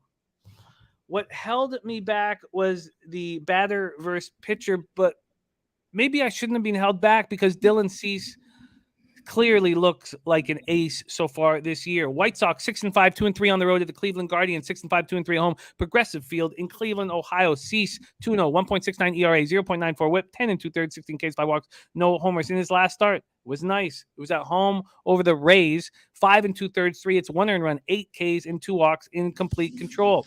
Going up against Zach Plesac, 0-1, 1.64 ERA, 1 WHIP, 7 Ks, 1 walks, 2 homers. In his last start, he went 5 1/3, 7 hits, 2 earned runs. They were both solo shots, 4 Ks, 1 walk, in a 4-1 loss at home versus the Giants. MLB spreadsheet play of the day from Ron Crawford is in, and it is the Chicago White Sox. So I'm going to copy and paste that right now. Get that here under this game. All right. Well, let's start with the weather at Progressive Field here. We'll go with the weather, and then we'll do our usual breakdown. So first off, here we go. Where the hell is it? Here we go. Starting at 1 p.m., it is 55 Fahrenheit, and the wind is blowing out 14.9 miles per hour.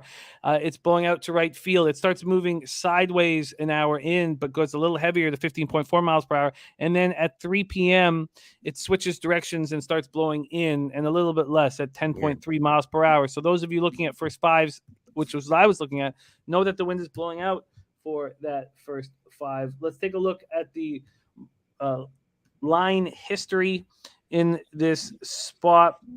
Sometimes the wind blowing out isn't necessarily just a a sign that the ball is going to carry. Sometimes there's I guess you can call it like a circular Swirling. There you go. That's created in parks, and some parks, I mean, the wind, it just doesn't matter. It doesn't add what you think it does. I don't know if that's the case in Cleveland. Maybe we see a Xnizzle in the chat or something, but some parks, it's not like, at Kansas City, I don't care if the wind's blowing out. And it is a pitcher's park. I mean, we talk about that in Oracle in San Francisco. We talk about that at Oakland Coliseum. I don't care at all if the wind is blowing out in those situations. But I do think that, and Daby Cab was a pitcher drafted by the major leagues, and hearing these insights is very important, and that's why we're so excited to have you on the show, Daby Cab. Very, very excited. And it was you went to Texas Tech, not like your dad, right? You went to Tech, and your dad went to A&M? Yeah. I got the hat on, but it's not a fan thing. I'm kind of like you, man. I just like hats. I got different hats. I like any team. So you went to Tech. Your dad went to A&M. Yeah. He wasn't too upset though, because Tech offered a better scholarship. So one of my buddies at my school, he totally fucked up my my chances with A&M. He got drafted also, and he went down to his recruiting visit, and he took his girlfriend, bro. Like who does that? And then and afterwards the coach was like, we're not recruiting anybody from this school. And I was like, hey, thanks, man. I can go anywhere I want except for where I wanted to go. And he played football, right? He was a football player. My dad, yeah. He was on the football team back in the 80s. Yeah, he was on the football team, and you were on the baseball team. And Daby Cab was drafted by the Milwaukee Brewers. So your insights are going to be fascinating.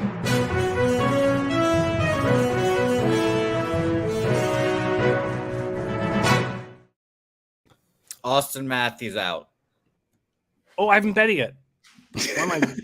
Fuck. Okay. Thank you for the insight. I was like, oh, good. I'm going to beat the lineman. And then like, oh, fuck. Thank you for sharing that with us. That's very important, Jose. Yeah. So the White Sox open up at -140. They get up to -150. They go down to -140. At 9:24 a.m., they landed at -145 where they stand right now. These are Bet365 line history. The total opens up at 8.5 and drops down to 8.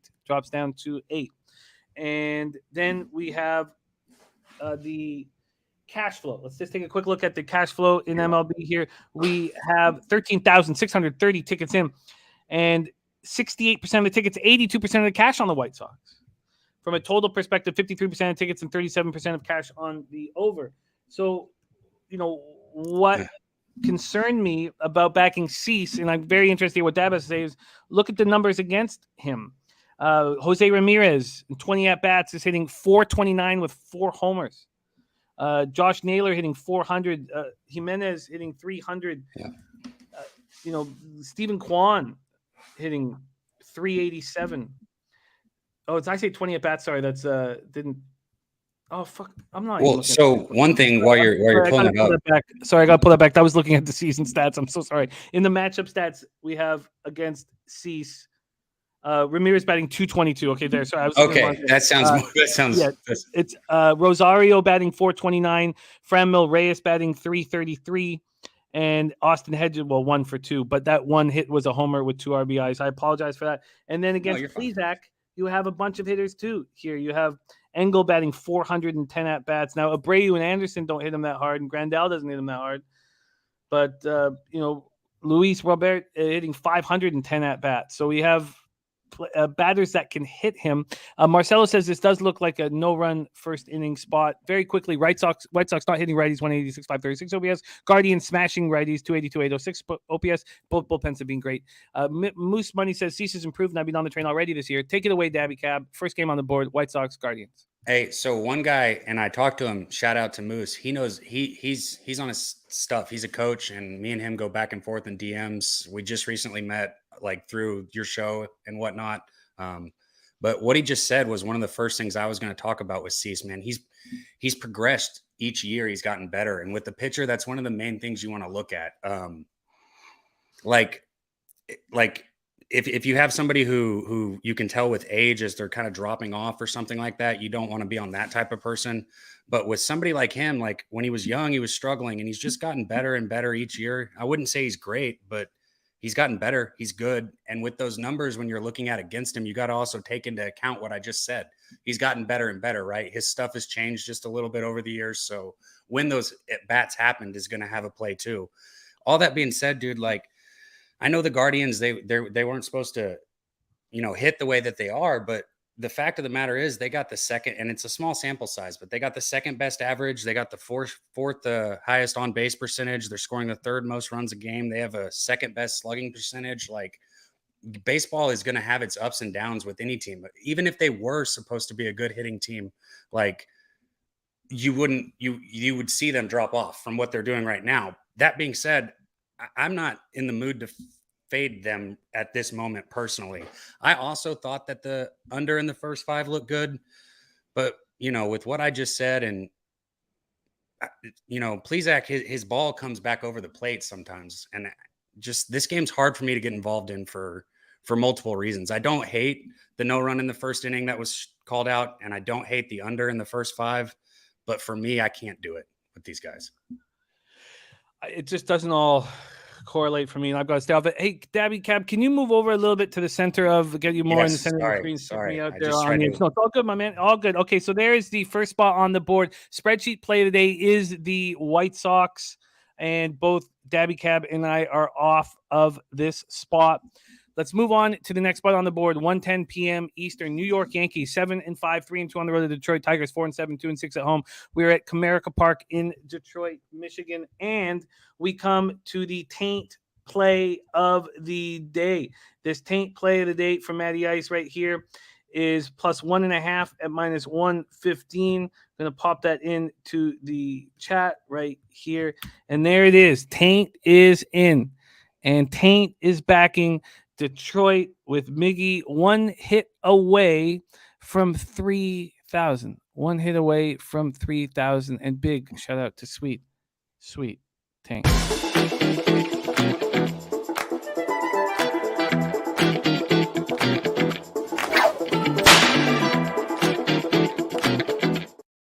Now, that plus 1.5 at my book is down to minus 110. The Fireside says Tigers haven't covered twice now. I'm not going for wasting money 3 times on Tigers. Doesn't want to back the Tigers. There's Kenny Rogers 1 in the house. Dommy Gun, by the way, saying I've been on the Guardians a lot. Plesac doesn't walk batters. He only gave up some home runs. My lean is Guardians first 5. DX Filers on the Tigers money line and run line. Let's start with the weather here in Detroit. We have 58 Fahrenheit at first pitch and 15.2 miles per hour to the left field pole. So it's sideways right to left, but slightly out. And it stays between 15.2 miles per hour and 15.9 miles per hour. When we go over to the line history in this spot, I'll move over here. We have the Yankees opened up at minus 170 at 5 o'clock yesterday. By 8:23, it was a 5-cent move towards them. Then it started coming back, and it's kept coming back. The Tigers at that point, at 8:23 yesterday, were plus 155. They went to 150, 145, 140, and then at 10:39 this morning, Detroit is at plus 135. From a totals perspective, it opened up at 8, juiced to the over. It moved to 8.5 at 9:33 p.m. At 10 a.m. Or sorry, 9:33 a.m. At 10 a.m., it was a pick'em, and now it's a 5-cent move towards the under. So it's minus 115 to the under. When we go over to the cash flow in this spot, Sports Insights has a line value. The most line value is on 2 teams today. One is the Detroit Tigers and Pineda, and the other is the Texas Rangers and Hearn. In this spot here, 59% of the tickets are on the Yankees, 61% of cash, and then 61% of the tickets are on the over and 68% of cash, and we've seen it move to the over. So Montgomery, Pineda, the Yankees 3-2 on the road this year. Tigers are just 2-6 at home. Montgomery 3.24 ERA, 1.20 WHIP, 6 Ks, 3 walks in 2 starts. Last start 5 innings, and he looked pretty good against the Orioles, who aren't hitting at all. 3 hits, 2 Ks, 2 walks, and 2 extra inning loss. Pineda making his season debut. Last year, he was good. 9-8, 3.62 ERA, 1.23 WHIP, 109 in the third, 88 Ks and 21 walks. Yankees aren't hitting righties, 227, 666 OPS. And Tigers are doing okay against lefties, but we know that the Tigers hit lefties very hard. They have the last couple of years. 256, 706 OPS right now. Both bullpens have been lights out. Take it away here. Daby Cab, Yankees, Tigers. So, man, for me, you know, what you're going to hear me talk about a lot is pitching because that's where I start. But you can get a lot out of that. You can get the hitting out of your pitching also. So it's just some people might go with the hitting first and then into the pitching or different ways. I'm always starting with the pitching. It's where I'm comfortable looking at it. Montgomery, like, meh, right? Like, meh. I mean, he's been good, man, but if you look at his like hits per inning, he gives up too many hits. He pitches out a lot of things, and that's one of the main things I'm going to look at with the pitchers. How many hits per inning are they giving up, right? Even if they've got a low ERA, but they're pitching out of stuff. How are they pitching out of it? Is it with like a sinker ball that's getting a good double play that is going to be consistent, or are they getting, you know, lucky, which luck isn't necessarily real, but in baseball, it's like somebody can knock the shit out of the ball and you can still get a double play. You know what I mean? And it happens a lot more than we think. And with you know, Jordan, I'm not too excited about him. You know, last year he had a good ERA, but in 157 innings, he was giving up 150 hits. So, you know, he's not horrible. Pineda, he also has a high hit per inning. He gives up a lot of home runs. He's gotten one of those people that's gotten better and better throughout it. This game, I agree with the line movement towards the over. If you're somebody who likes home run props, which I'm not, I would say this might be a game to look at those home run props, especially for, you know, I was going to say some of your left hitting Yankees, but man, with that wind you were talking about, maybe not. But I was thinking, like, as much as I can't stand the guy, this is about, you know, money. I was thinking Gallo. I'm not personally putting a 1-unit bet on a home run prop, you know, with the show, right? It's not going to happen. And I don't even think home run props are necessarily good bets. I'm just saying, if somebody likes that, I would look at your lefties on the Yankees today. I wouldn't bet a yes run in the first inning personally at this moment, but I'd look there. So I'm off this game. I do have like 5 plays that I'm going to be on, by the way, but this isn't one of them. But like I said, there are some. The over doesn't look bad. I don't hate the Tigers in the first 5, but I'm not going with them right now, especially with what I just said about the Yankee hitters. So, yeah. That all makes sense. Do you feel like Pineda still has a hate for the Yankees for letting him go? Do you think that might play into it? Because they haven't hit him. I mean, Josh Donaldson, that doesn't work for the hate because he wasn't on that team, obviously. Josh Donaldson hitting 0.95 and 21 at-bats. Who's hitting him? Nobody hits him. I mean, 0 for 2 for Judge.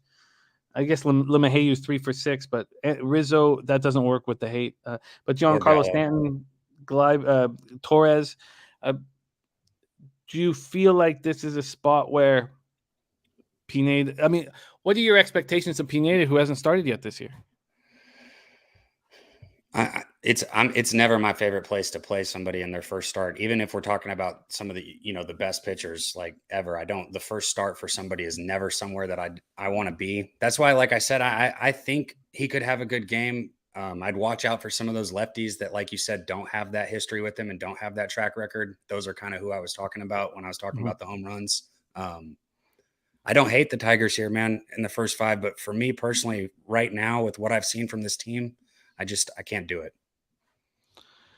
Yeah, I am hesitant as well. I'm just going to stick to what we did yesterday, where everything's just got to line up perfectly. And if that means I have a ton of bets, I'll make a ton of bets. If that means I have very few bets, then that's the case. So I am off this game, but I can understand taint on the Tigers at +1.5. Oh, yeah. And go get it. Go get it. Sweet, sweet taint. All right, let's move on. 1:10 p.m. Eastern. San Francisco Giants 8-4, 4-2 on the road at New York Mets, 9-4, 4-2 home. Citi Field in Queens, New York. This is one of the bets I have made. Hey, me too. I have moved on Cookie Carrasco. Now, look, everything that he's had to deal with, Yes. medically. I mean, obviously, we all cheer for him. You know, everybody, every baseball fan in the world cheers for him because of what he's gone through. But he's also pitching very well this year. So it's just a tiny, tiny little sample size. But my God, he's been good. Look, the Arizona Diamondbacks are not bats that we fear at all. Kenny Rogers won. Thank you so much for the dono. And there's razor sharp picks right after that. Yeah. Oh, Razor Man, he's got it coming. I'm gonna keep saying that until I don't. Then I'm gonna get him. I love those guys.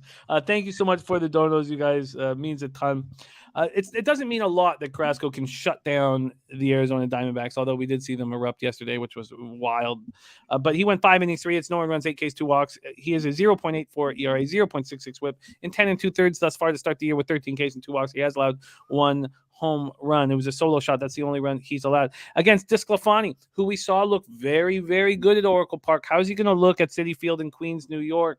Is the question. I saw Dommy Gun on the New York Mets, and I also went on the New York Mets. There's Nilo. Thank you so much. Says, I want to team up at the Kentucky Derby. Absolutely, Nilo. We'll go in. We'll double up the Derby bet and go for a big score. I'd love that. I would love that. Vipers also on the Mets first 5, but good on the other side, like the Giants first 5. I just don't trust DeSclafani outside of Oracle. DeSclafani 4.32 ERA, 1.68 WHIP, 9 Ks, 1 walk. His last start 4 2/3, 5 hits, 2 earned runs, no homers, 4 Ks, and 0 walks. Let's walk through the same things that we do for each and every game. First off, at first pitch in New York, it is blowing out hard, 17.1 miles per hour to left center. It dies down a tiny bit, 13.7, 12.4. Maybe dying down isn't the right word, but it gets a little less blustery. And then when we go over to the line history in this spot, we have the Giants opening up at plus 100 yesterday and up to 105, 110, then back to 105, then all the way up to plus 120.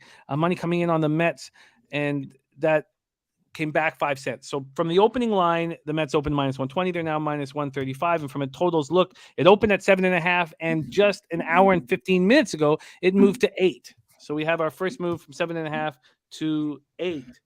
So Giants first righties 243, 726 OPS. Mets first righties 270, 781 OPS. Dommy Gun still leaning to the first 5 under 4, regardless of the wind. The Giants bullpen 1.93 ERA, 1.11 WHIP, while the Mets bullpen 3.28 ERA, 1.22 WHIP. When we go over to the cash flow, 56% of the tickets, 71% of the cash on the Mets. That correlates with me and my action. And then 69% of the tickets on the over, but just 52% of the cash. Here we go. This is my first spot on the board. Dommy Gun's on it as well. Take it away here. Daby Cab, Giants, Mets. Okay, so, I don't like saying his last name ever, no matter how many times I've heard it, but, Anthony right here, and I feel comfortable saying people's first name in this situation. He gives up, like I say, too many hits per inning. Like in 2018, it was a low sample size, but he gave up more hits per inning than he pitched, right? His best year was last year, and he showed like good stuff, but I'm just not sure if he can repeat it, man. And like, I don't know if it was you or somebody in the chat, they said that his splits, they're not so good when he's on the road. And, that is something to look at or it was you said that, right? That's something to see if they're comfortable at home, because there are pitchers who are very comfortable on their own mound. And, to the point you were talking about with Carrasco on the injury, man, with so many people get hurt, with whether it's like their arm or what have you, one of my friends who pitched for the Rockies had nut cancer, Chad Bettis. I don't know if anybody remembers that story. He was my roommate at Tech, Oh, wow. Yeah. So like good friend. And I'm just saying there's this, whatever it may be, right? How somebody comes back from that is so personal and individual. Training is so important with baseball. It's why it's such a beautiful sport, because it opens up the potential for so many people, and how you train and come back from something like that speaks volumes. And with him being, a under 4 career ERA pitcher at 3.84, and with what I've seen, he's getting a lot of people to swing and miss right now. And that, like I keep talking about hits per inning, I love when I get to see people swing and miss. He's got movement. He looks good. I'm on the Mets first 5 here. I took him at minus a half a run, plus 105. I really kind of wanted a money line, but I believe in what I'm looking at right now. Yeah. And I mean, when we talk about Carrasco, the way he came back from leukemia was, I mean, and then you talk about Chad Bettis. I remember when Chad Bettis would pick up the dirt from each mound that he played on, and he'd collect it and he'd bring it on. I mean, like, it's really easy to cheer for athletes that go through this. And it took Carrasco a little while to have a regular offseason and come in throwing the way he wants to throw. Yep. So I'm very excited to bet on him. I maybe leave it at that. Me too. Yeah. Yeah. So the first 5, I'm paying the cost because I do think this has the possibility of being a low scoring game. Again, I'm tracking this very closely, and this is a decision I've made after watching Pete and Antel and Twatty Latte defeat MLB every year with no fear taking the big favorite. So then we're going to have Hunter Engelhart, who's going to be on the show next week. And Hunter Engelhart disagrees with this vehemently. He thinks that the key is to keep he would never bet anything over -110 ever. I don't think I've ever seen him do that in MLB. So there's different ways of looking at this stuff, and this is how I am doing it. Nutflush and I have been having great conversations about value and stuff. And the other day, the doubleheader with the Mets, I had them at +182 and then them at +185 on the run line. And then I also had the Phillies at +100, and I only had a 2-in-1 day, but it was a +1.85 unit day because of the value in it. And I agree, and I'm trying to learn too. So that's why I love hearing what you're doing, because I've learned so much from you already, over the time I've watched you. It's just, I might know certain things about baseball, but knowing how to bet, it's another thing, right? It's completely and totally different animal. Yeah. And I'm going to be watching this very closely because right now we can get you that first 5 -1/2 at +111, which is a great line. I'll take it. I got the first 5 at -130. And let me just see what I would have got on the -1/2 here. Quickly, the -1/2. If I had have moved on it with my local, I would have got -105. I wouldn't even got a plus line. So we're going to keep a very close eye on whether or not I should be on these big favorites as well. But Cab has opened his account on betting with the bag. Cab is on the Mets first 5 -1/2 at +111, and I am on the money line. All right, let's get to work. Next game up, Toronto Blue Jays 7-5, 3-3 on the road at the Boston Red Sox, 6-6, 3-3 at home, Fenway Park, Boston, Massachusetts. Shout out to Res Mob, who said, I believe it was Res Mob, who said, look, the Jays are 7-0 after a loss. I don't care. I don't need to study. Well, he didn't say I don't need to study anything, but he's like, I'm going to go right to that well, and that cashed for him. Also, I think I've made a decision, and I'd love to hear what the chat and you, Cab, have to say about this. The way I see it now, the Jays are much better than maybe much better is not the right, but clearly better than any team in the division. Yeah. And I'm not going to get a better price. Unfortunately. And I was hoping, I was like, well, maybe when the Astros play, but look at the Astros now with no Altuve. I mean, all these teams hit or miss with it, whether they're going to the Astros, man, from top to bottom, they have the potential, but where is it? When does it happen? They have the potential to bust out any game, but they're just not doing it. I agree with what you said. And this play, this is one of the plays I'm a little worried about, but we'll get into it. Well, so I was thinking, I almost moved on it last night. And I was like, but hearing Razors on the Red Sox money line at -101, and maybe I should. And the Red Sox here too, but Dennis Garcia said you should have bet preseason. I try so hard not to take single digits on futures preseason, Dennis, and I thought we had a tough 32 game schedule, and I thought there was a chance that either the Yankees, Rays, or Red Sox should fire out. There still is. There still is. Things can change quick. Good is also on the Red Sox. Maybe I should then wait and see. Kenny Rogers is on the Blue Jays. I just want to give a big shout out to our guy, Wally, whom we love so dearly. Wally, thank you for the dono. It's in your honor, Cab. It was in your honor. Thanks, man. Love That's our guy, Wally. All right, let's talk. Gausman versus Houck. Gausman 0-1, 4.22 ERA, 1.31 whip, 10 2/3, 14 Ks, no walks. He's been okay. Hittable, but good. I liked his last start at the Yankees. He went 5 2/3, 6 hits, 2 earned runs, 9 Ks, no walks. It was a 3-0 loss, but I thought he pitched well. Houck, we didn't get to see him in Toronto because he's unvaccinated. He wasn't allowed to go across the border. But his last start was good. 4-0 win, 5 2/3, 2 hits, 4 Ks, 3 walks. And he's a pitcher with enormous potential. The Jays versus righties is now 260, 763 OPS. We've seen that number drop now for about a week. Red Sox versus righties, 227, 654 OPS. Both bullpens have been very good. And, I have similar worksheets. I mean, I've been tweaking them and I'll continue to tweak them my whole life, but this is the best numbers I've ever seen bullpens have ever. And I know it's the start of the season, but these bullpen numbers are incredible. I mean, you have a 3.05 ERA and you're like 14th in the league and not third as you would have been in years before. Lit Pick says Houck is a fade. Says Jay's hitting 260 versus righties. He's on the under 5.5 Ks. Slatsy asking if Springer is in tonight. I will research that. Let's just hand it over to Cab after giving the weather out and the market history here for the Jays spot. First pitch 60 Fahrenheit at Fenway, 14.2 miles per hour out to left center. It goes up to 15.5 and 16.5. So the wind is clearly blowing out.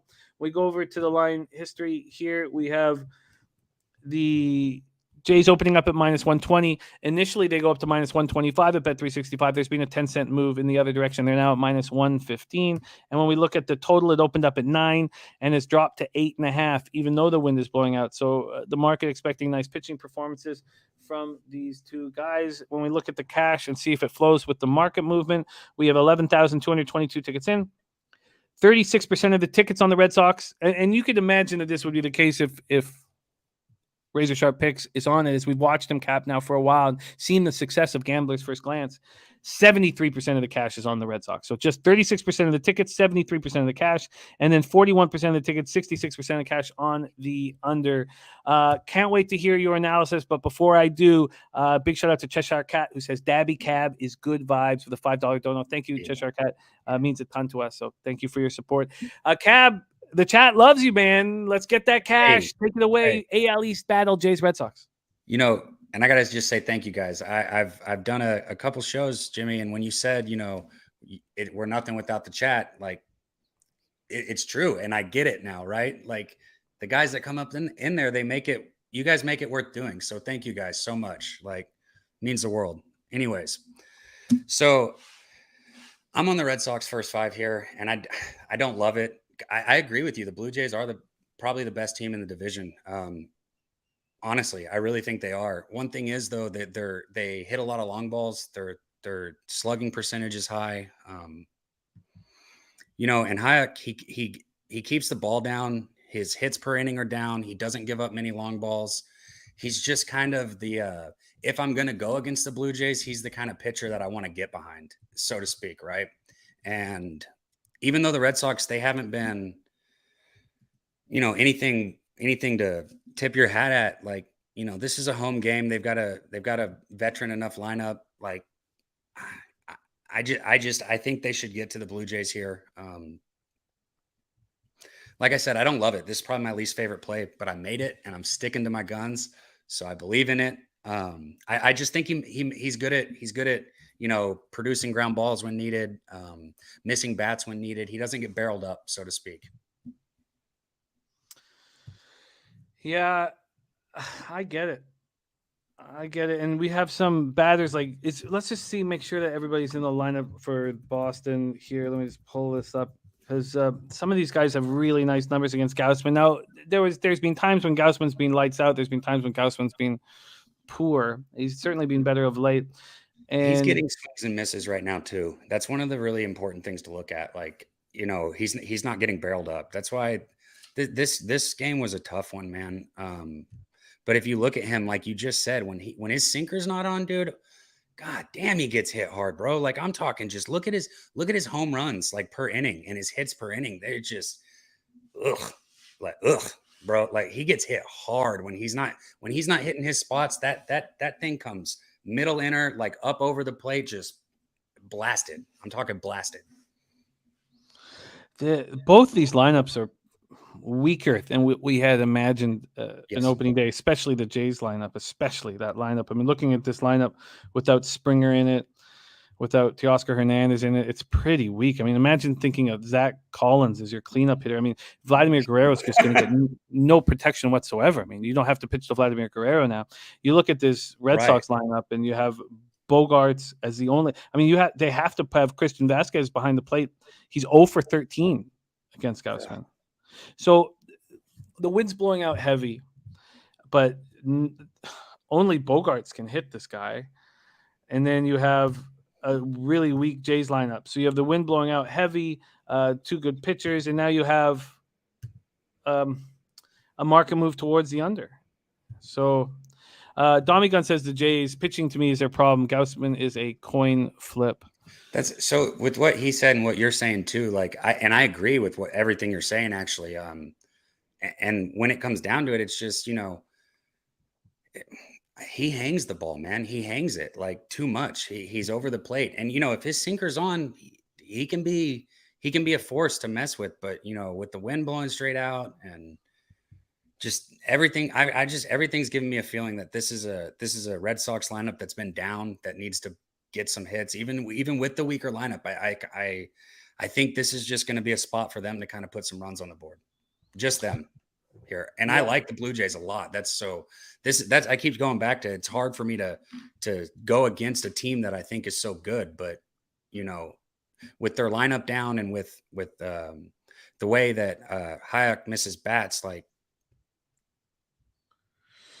Well, let's lock you in on that first 5. You're getting plus 101 at Pinnacle. If anybody can help us beat that, we got to move on to the next game. But Cab, second bet on the board is another plus line, and it is the Red Sox first 5 at plus 101. That's available right now at Pinnacle. Nasty Nate says Red Sox smash. Luchase Fox says Red Sox are better. Like in general or today? We'll go with today. He meant today. I hope he meant today, but I love Luchase Fox. I've cabbed with him now for 5 years. I love him. So Moose Bunny says, saw note Collins hasn't hit above 5th in the lineup for his MLB career. Now he's 4th on the Jays. Okay, so Cab's in. I'm off. Red Sox first 5 plus 101 for Cab. We move on to 2:10 p.m. Eastern, and I have moved on this one. Minnesota Twins 4-8, 2-4 on the road at the Kansas City Royals, 5-5, 5-4 at home at Kauffman Stadium in Kansas City, Missouri. Joe Ryan going up against Zach Greinke. Ryan 1-1, 2.70 ERA, 1.10 WHIP, 11 Ks, 4 walks, 2 homers in his last start. He made us all money, and it was really thanks to Jose Bouquet, who gave us the Twinkies against his favorite team, the Boston Red Sox. And I had leaned that, and I talked about it. I was afraid to pull the trigger, then he was on it, so I moved on it, and it was a nice casher, and I needed it badly. This is also a game that the Say Hey play is in action with. Oh, Twins, nice. Royals. So please welcome to the show, star of Say Hey plays 5:30 p.m. Monday through Friday and 11:30 a.m. on Saturday and Sunday. All one whole bouquet in the house. Jose, how are you, my friend? Doing well. The Red Sox were incredibly annoying, but we had a winning day yesterday, so I don't hate that. Excited about this game, and I'm glad that everyone is joining the Joe Ryan Express. You talked about Logan Gilbert last time out. We rode that train, been riding it 3 games straight for him, and I would like to give everyone a ticket, hand them out like Willy Wonka. Welcome to the Joe Ryan Express, everyone. Hello. Yes, I have moved. I like Joe Ryan very much. I agree with that. Yeah. He is a stud, clearly a stud, and Yeah. I've moved on the Twins' first 5 as well, as I just don't trust them full game. Royals bullpen, after getting smoked early, seemed to be has their shit together. But let's talk and set a table here for our experts. Joe Ryan, 1-1, 2.70 ERA, 1.10 WHIP, 11 Ks, 4 walks, 2 homers. Last start was beautiful at Boston, 7 Ks, allows a solo shot, and they win 8-4. Greinke is fascinating. I love watching him pitch now, and I used to not like him, and now I really like him. 1 solitary strikeout over 11 innings. Didn't bother striking out a batter in his last start. 4-2 loss at home to Detroit, 5 1/3, 5 hits, 2 earned run. He is. I just love watching. He's become a very, very fun pitcher to watch. Twins aren't hitting righties. 198, 636 OPS, and the Royals aren't hitting righties. 221, 617 OPS. And Twins bullpen looks poor, and I think the Royals bullpen looks like it's getting itself together. Let's start with the wind in this spot. First pitch 70 Fahrenheit, 10.9 miles per hour in, sideways in, gets up to 11.5 by the end of the game. Let's take a look at the line history in this spot as well. We move over to it. We have money coming in on the Royals, but it didn't start out that way. Oh, excuse me, on the Twins. On the Twins, but it didn't start out that way. The Twins opened up at minus 125, and the first move was towards the Royals. The Royals went from plus 105 to plus 100 about 3 hours into the market. Then it's been all Twinkies. They got up to minus 140 at 8:45 a.m., and then some money came in on the Royals again, down to minus 130. Now back to minus 140. From a totals look, it opened up at 8. It was at 8 until 10:30 this morning when it went down to 7.5, which is where it stands right now. And when we go over to the cash flow in this spot, 10,150 tickets in, 53% of the tickets, 92% of the cash on the Minnesota Twins. Big bets have come in on Joe Ryan. 38% of the tickets on the over, 83% of cash on the over, which is interesting. That goes sort of against the market. So there you have it. We will start with Seihei plays of the day. Twinkies, Royals. How are you betting it? I'm on the under. I'm on the full game first 5 under. Zach Greinke is my concern here. The Twins did just face one of what you guys would call it a soft tosser, a old man on the mound in Dick Mountain on Marathon Monday. Touched him up, but that was Dick Mountain that, I mean, he just kept using his curveball. He just kept going to it and going to it and going to it, and eventually the Twins just sat on it and got under it. And obviously his dad died that day or that weekend too. So you can factor that into it however you want. But I think that Zach Greinke has a great start here today again. He pitches well at home. Historically, he pitches well at Kauffman, I think is the Royals Stadium's name still. So I just like Zach Greinke's history against these batters. 1 for 12 against Correa, 1 for 7 Sano, 2 for 5 Kepler, 4 for 11 Urshela, Polanco 2 for 7, Gary's 2 for 7, and Buxton, who's back in the lineup, 1 for 4, 3 Ks. I think both these pitchers have a good day today, and I've mentioned it before. I think the balls are not juiced, obviously, this year. That's something that is unique to only in baseball, that they change the rules in some form or fashion to affect us gamblers. Last year, it was the sticky stuff and pitchers at the beginning of the year. Pitchers' strikeout numbers were ridiculous. They take away the sticky stuff. Overs start coming. Pitchers start struggling, et cetera, et cetera. Not Verlander. Well, I mean, he wasn't there to experience it in live and in real life. I know what you're talking about, though. I love fading Verlander. That's my addiction. I know. That's why I was messing with you, man. Yeah, so I think both these offenses, too, aren't very great either. They're both 21st and 25th in weighted runs created plus, both under 100. And I would like to alert everyone now that Joe Ryan, I looked on FanDuel because Bovada doesn't have the odds up. Joe Ryan still plus 1,800 to win NL Rookie of the Year. I gave out Bobby Witt to win Rookie of the Year. But it is clear very quickly that Joe Ryan is going to be on his ass the entire time. I didn't look up. I can look it up while Cab's breaking it down, the names of the rookies of the years and how many pitchers won that compared to position players. But Joe Ryan is legit. I mean, ever since I saw him in spring training, I've realized, like, damn, this guy is really good. And the Twins offense is the thing that's holding them back, obviously. I was off against the Twins. I actually said that the Twins might end up trading Correa before the end of this season. That was one of my big proclamations. And if they go and keep going this poorly, maybe it happens. But I just don't want to bet on this Twins offense right now. So under full game, first 5 for me. First 5 and full game. So I can still get you an 8, but it's at minus 114. Is that okay? That's perfectly fine. Okay, so full game under 8 at minus 114. And then the first 5, I can get you at under 4 at minus 107. Beautiful. Yeah, I took both of those. I think I probably got worse lines than that. But yeah, no, I'm on both of those. All right. So Seihei plays of the day. First 5 under 4 minus 107, under 8 at minus 114. Let's hand it over to Daby Cab. How are you betting this one? So I moved on the Twins. First 5 money line, minus 125, not great value. But I agree with Jose. I have circled here in my notes that I was taking lean under, maybe even a no run in the first inning, but I don't know what the juice is on that. And I'm not having much of those. You're not going to see me playing too many of those anymore. Like like infield singles and shit. Like, come on. Like, I can't deal with that. Like, I'd rather, if I'm going to cap something as an under, and if I'm going to like no run in the first inning, I'm going to look for the under and see if I can play that or a team total under, right? Personally, Jose, I know you love them, but they have bit me in the ass, so to speak, lately. They have not been good for me. So I'm not going to play it, but I don't hate it here. Joe Ryan, I wrote this down. I think it's funny. Most of my stuff is numbers that I have here, but I also take notes on pictures and stuff like that when I'm sitting here. If you ever see me writing it, so I'm just taking notes, and I circled it because I thought it was funny. I just wrote, this dude can pitch like dead ass. And like if that's what my note is, you got to understand, like, that's me telling myself like, hey, this dude's got it. Like, he's got it. Right. Like you're talking about. We're at KC, man. And with him on the mound and Greinke on the mound also, like I was telling you, Jose, you're not going to see me fade a 3.41 ERA career pitcher often. When I was talking about Verlander with his career ERA, like, that's just somebody who's been there and done it. Right.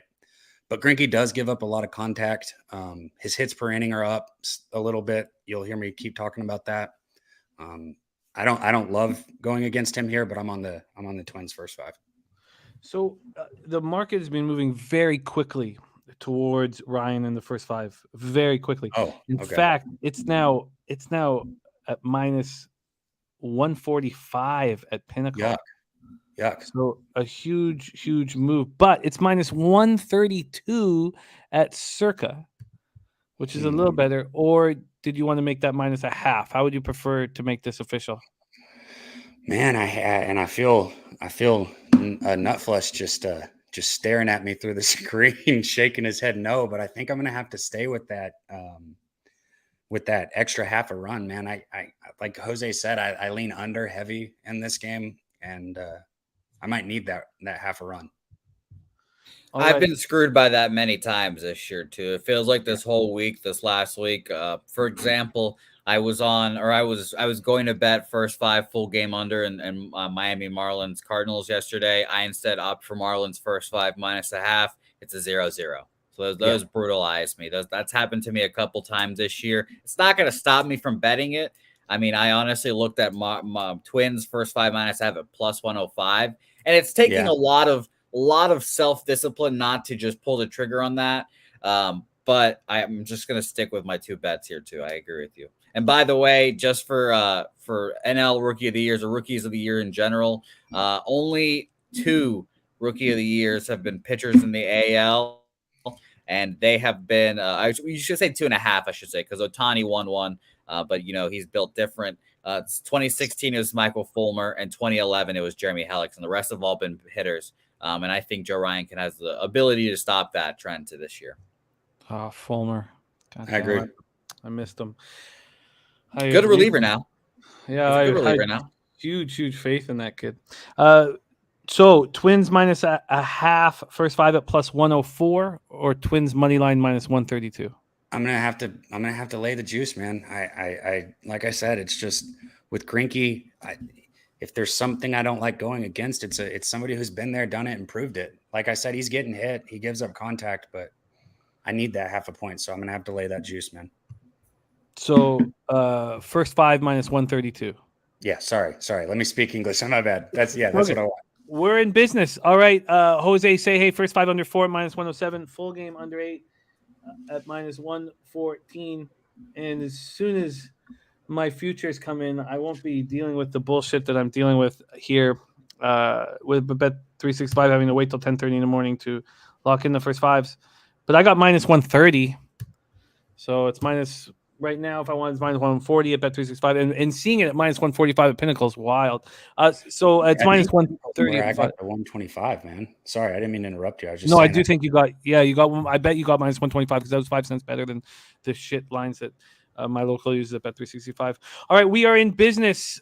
Say hey, stay hot before you leave. Your record at the moment. 54 and 43 plus 1918 units, or 19.18 units. It's still pretty good. 4-1 and 3, or 4-3-1 yesterday, plus 0.75 units. I don't hate that. Like I said, we stopped the skid yesterday. I got lucky as fucking hell. I'm such a stupid idiot. I was trying to fade fucking Rodon like a donkey, and I get lucky that the Giants do some scoring for me and give me the over, and I get a fucking lucky push on his strikeouts. But I'm a donkey. Thank you, Carlos Rodon, for hitting exactly 8. And say hey plays today with Bobano back again. Short card, only 3 games on the card for us, but it's going to be a fun time. And I'm going to break down the hell out of these 3 games and give out some plays, hopefully. And some live betting opportunities, I'm sure. Absolutely, yeah. Maybe we can hit another plus 825 again. I mean, great fuck. stuff. Yeah, the Rangers Jose. can go. Do it up. Have a great show today, 5:30 p.m. with Babano. There he is, Jose. Say hey, plays of the day. We move on to 3:37 p.m. Eastern. Baltimore Orioles at Oakland Athletics. How easy was that under yesterday? Very enjoyable. Orioles 4-8, 1-5 on the road. Oakland Athletics 7-6, 2-1 at home. Oakland Coliseum in Oakland, California. Tyler Wells going up against Paul Blackburn. Let's first start with the weather.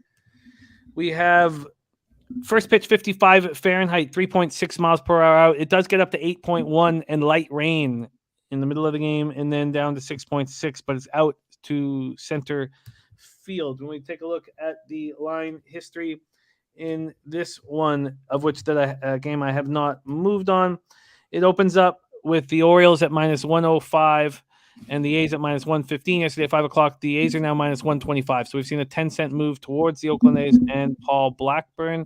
From a total perspective, it opened up at 7.5 and it dropped to 7 at 8:30 this morning. Imagine an Orioles A's game is at 7. Man, so people are going to think I'm anybody who's been a fan or enjoyed what I've said, this is where I'm going to lose you on this game, I promise. So Tyler Wells going up against Paul Blackburn. Let's see if the money is following the market moves towards the A's and towards the under. We have 12,029 tickets in, and it's all A's money. 90% of the tickets, 94% of the cash, backing Blackburn at home, somewhere where he's been good. And the total is a coin flip. 49% of tickets on the over, 54% of the cash on the over, and it's down to 7. Tyler Wells' last start at home to the Yankees, a 5-2 loss. He made it through 4 innings, and he looked okay, 3 hits, no earned runs, 3 Ks, 2 walks, but these aren't the Bronx Bombers of old. He's got a 6.35 ERA, 1.76 whip. He had a terrible first start where he only lasted 1 2/3. Paul Blackburn, though, coming off a nice start at Toronto, 5 innings, 5 hits, 2. Well, he didn't get hurt badly, you know. He's not somebody I trust at all on the road, and it's not an easy place to pitch with that lineup. Now I know it's Teoscar Hernandez wasn't. He didn't have to go against Tio, but Orioles versus righties 189, 572 OPS. A's versus righties 211, 617 OPS. Orioles bullpen 2.47 ERA, 1.08 whip. A's bullpen 2.72 ERA, 1.39 whip. Not a chance would I try to get under 7 with the Orioles and the A's and with Wells against Blackburn. Take it away here, Daby Cab. Orioles, A's. So it makes me feel good that you say that because, I've already seen a lot of people who I highly respect in the chat saying that they got the over at a good number or they like it. And I don't hate it. Okay. But here's where I went with this, man. This game to me, and I hate saying this because I know the guy said he had 10K on the A's, but this game caps to me for the Orioles here, which I'm not betting. I won't bet the Orioles. I won't bet the Rangers. I'm not going to bet the Orioles, right? But where it also capped to me was the over, man. If the lines changed and I can get better, that's cool. But I took the Orioles Oakland game, first 5 over 3.5. Here's the deal. Blackburn gets smashed. All right. Last year, small sample size, but in 38 innings, 52 hits. You keep hearing me bring these numbers up, right? That's a lot of hits and not a lot amount of innings, right? He gets hit. This is a Orioles team that has been terrible. They can't score a run to save their life, but and I don't care how bad they are. They're still major league hitters. Okay. They're still major league hitters. And trust me, they know they've been terrible. So if they got somebody like Blackburn coming up there that gives them that meat to hit, they're looking to come unglued right now, right? And to when I said did he though with Blackburn, of course he did. He had a beautiful ERA. He got the win. I don't even know if he got the win. Did he? Yeah, he did. Yeah. But he did great. But here in this, even this year, 10 innings pitched, 8 hits already. Okay, so it's down a little bit in a small sample size, but the potential for that. 52 hits and 38 innings is just screaming at me right there with Blackburn. I mean, he's leaving the ball over the plate too much for me. So, and Wells, 27 with not a lot of sample to go off of. I think he's got potential with upside from what I've seen when I've watched him pitch, but he hasn't shown it to me. So if I'm getting a 3.5 here, even with how bad the Orioles have been, man, this is a play that I like. And again, I said, I know I'm going to lose some people in this one, but I'm on the over in the first 5 here. First 5 over. Very interesting because both bullpens have been really good. So you stay away from the bullpens, focus on these starting pitchers that we Yep. deem susceptible. Let's just see. Do we have lineups confirmed? We have an A's lineup confirmed. Let me see if I refresh it and get an Orioles confirmed lineup. This is a travel day here for them. Let's see what we got. And we have both confirmed. Okay, so for the Orioles, I just moved. For the Orioles, Mullen, Santander, Mancini, Mountcastle, Rugned, Odor, Hayes, Urias, Bemboom, and Mateo. For the A's, Kemp, Noisy, Murphy, Brown, Betancourt, McKinney, Andrews, Pache, and Allen. This is very, very interesting. Let's see exactly what it is here on this. Oh, they've locked it. Interesting. Pinnacle is... No, they haven't locked it. Let me try this again. Yeah. It's locked at this point. I wonder why that would be. Let's check out what Circa is hanging. Changing. Let's maybe I'll try and refresh that in a second. Let's just see what the Circa is hanging for Cab here. The 7 full game, and we go to the first 5 on the total, a 3.5. What is it that you got when you bet it? I got minus 111 on it. Over 3.5 at minus 111. Well, we can get you minus 109. I wonder if we can beat that at some point. Thank you, Deacon. Thank you. Minus 109. Nice to have Deacon Mike in the house. All right, locked in. First 5, over 3.5 at minus 109. You know, it makes tons of sense. I'm just hesitant just because it doesn't all kind of work in the one order, but it doesn't. No, and like you're saying, if you want everything to line up, like I just gave out an Orioles over, like yeah, that doesn't line up. So I get it, but like I just said, this is these two pitchers they're you said it too. They're susceptible to me in a big way, and 4 runs in 5 innings, like come on. Yeah. Wow, you're not alone. You are not alone. Johnny Kohler hammered his pension on the first 5 over. Okay, let's go. Let's get it.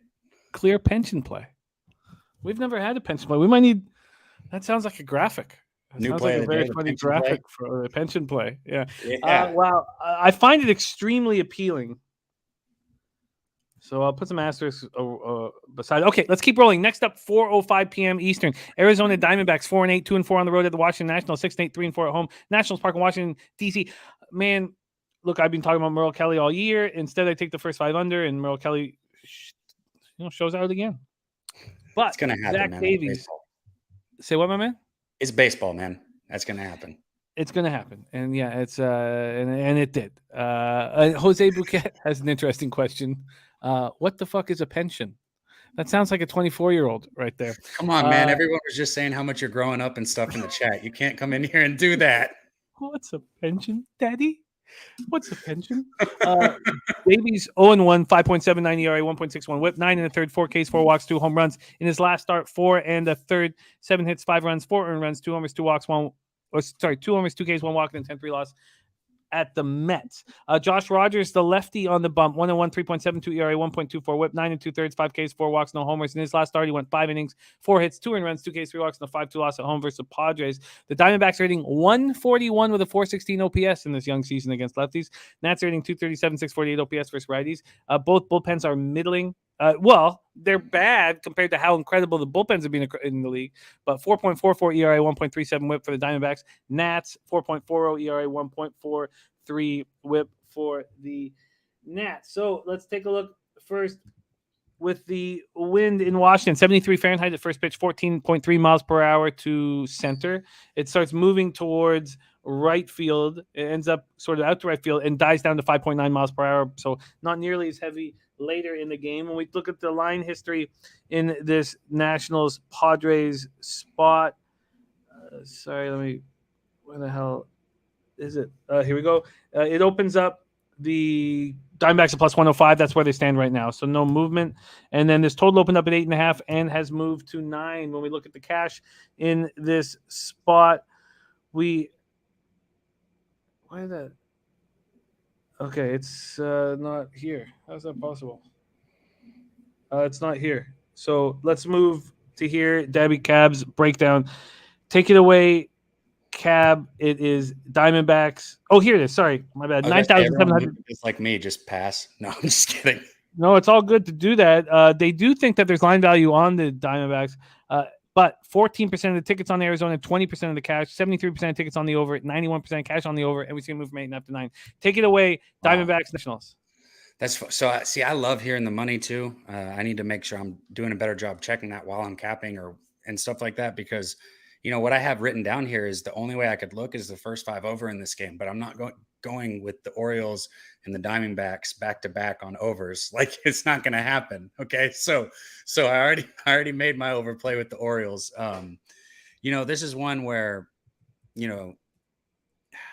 these pitchers, man, especially Rogers, he's not good. Like, I can break it down 1,000 different ways to tell you, but he's a over 5 career ERA pitcher who I see going up from here. I don't see it coming. It's not coming down, right?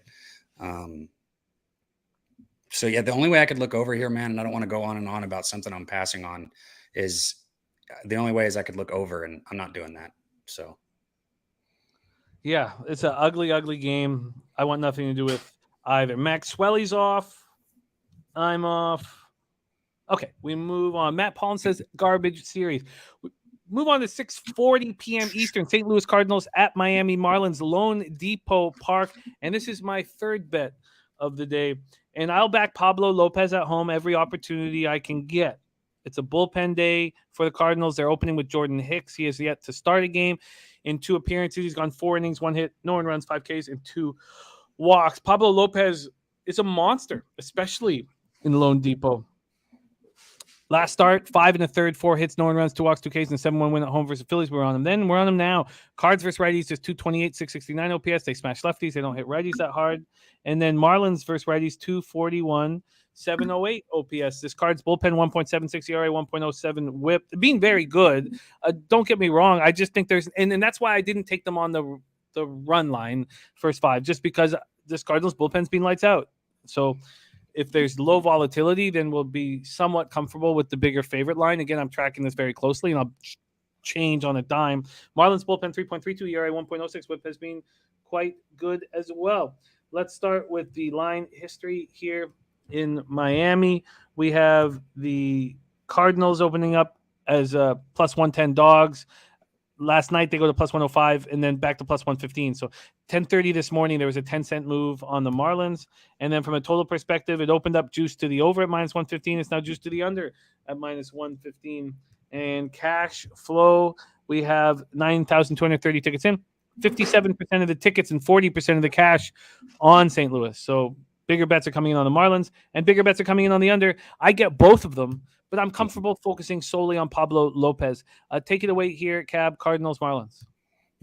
I love what you're doing there by focusing, on Lopez. Like, that's a lot of what you'll see me do sometimes. I'm not on this game, but like, I don't hate the under. And if I'm going to play an under here, I'd look at the first 5, even though these have really good bullpens. These are 2 good starting pitchers, except for Hicks. He's out of the bullpen, like you were saying. So I'm not making a no run in the first inning, but that might be a really good look here because you got somebody who's used to coming in and getting a couple outs, right? It's what he does. So the first inning or the first 2 innings might be good for him, and then he could implode.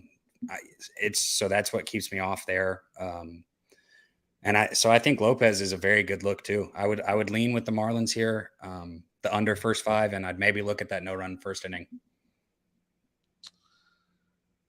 Yeah, I'm not going to double up here on this game. I'm just going to keep things very simple, but I like Razor on the full game under 7.5. I think that makes a ton of sense. Yeah. It would be an easy spot where I could see myself doubling up. I'm not, just because, yes, this Cardinals bullpen's been very good, but there is more volatility when we don't know exactly who's going to be coming in and what order they're coming in. So I'm going to stick with this. We have 2 games left on the card. Let's get after them. I haven't moved on either of them. 7:40 p.m. Eastern. Pittsburgh Pirates 5-7, 1-5 on the road at Chicago Cubs 6-6, 3-3 at home. Wrigley Field in Chicago, Illinois. We have Bryce Wilson going up against Mark Leiter Jr. Wilson 5.40 ERA, 1.56 whip, and just 8 1/3 so far this year. 4 Ks, 4 walks, 2 home runs allowed. He is coming off a 6-4 win at home over the Nets, where he threw 4 1/3, 4 hits, 2 earned runs, 1 homer, 2 Ks, 3 walks. Mark Leiter Jr. is coming off a very tough spot to start your year in Colorado. So, yes, his numbers look atrocious, but we can give him an excuse for that. If you believe in him as a pitcher, then you can expect a much better performance here. 3 1/3, 5 hits, 7 earned runs, 1 homer, 4 Ks. Pirates aren't hitting righties, 235, 658 OPS. Cubs are hitting righties, 263, 750 OPS. Pirates bullpen, 3.12 ERA, 1.04 whip, and the Cubs bullpen, 3.04 ERA, 1.13. Both have been very good. Let's start with the weather in Chicago.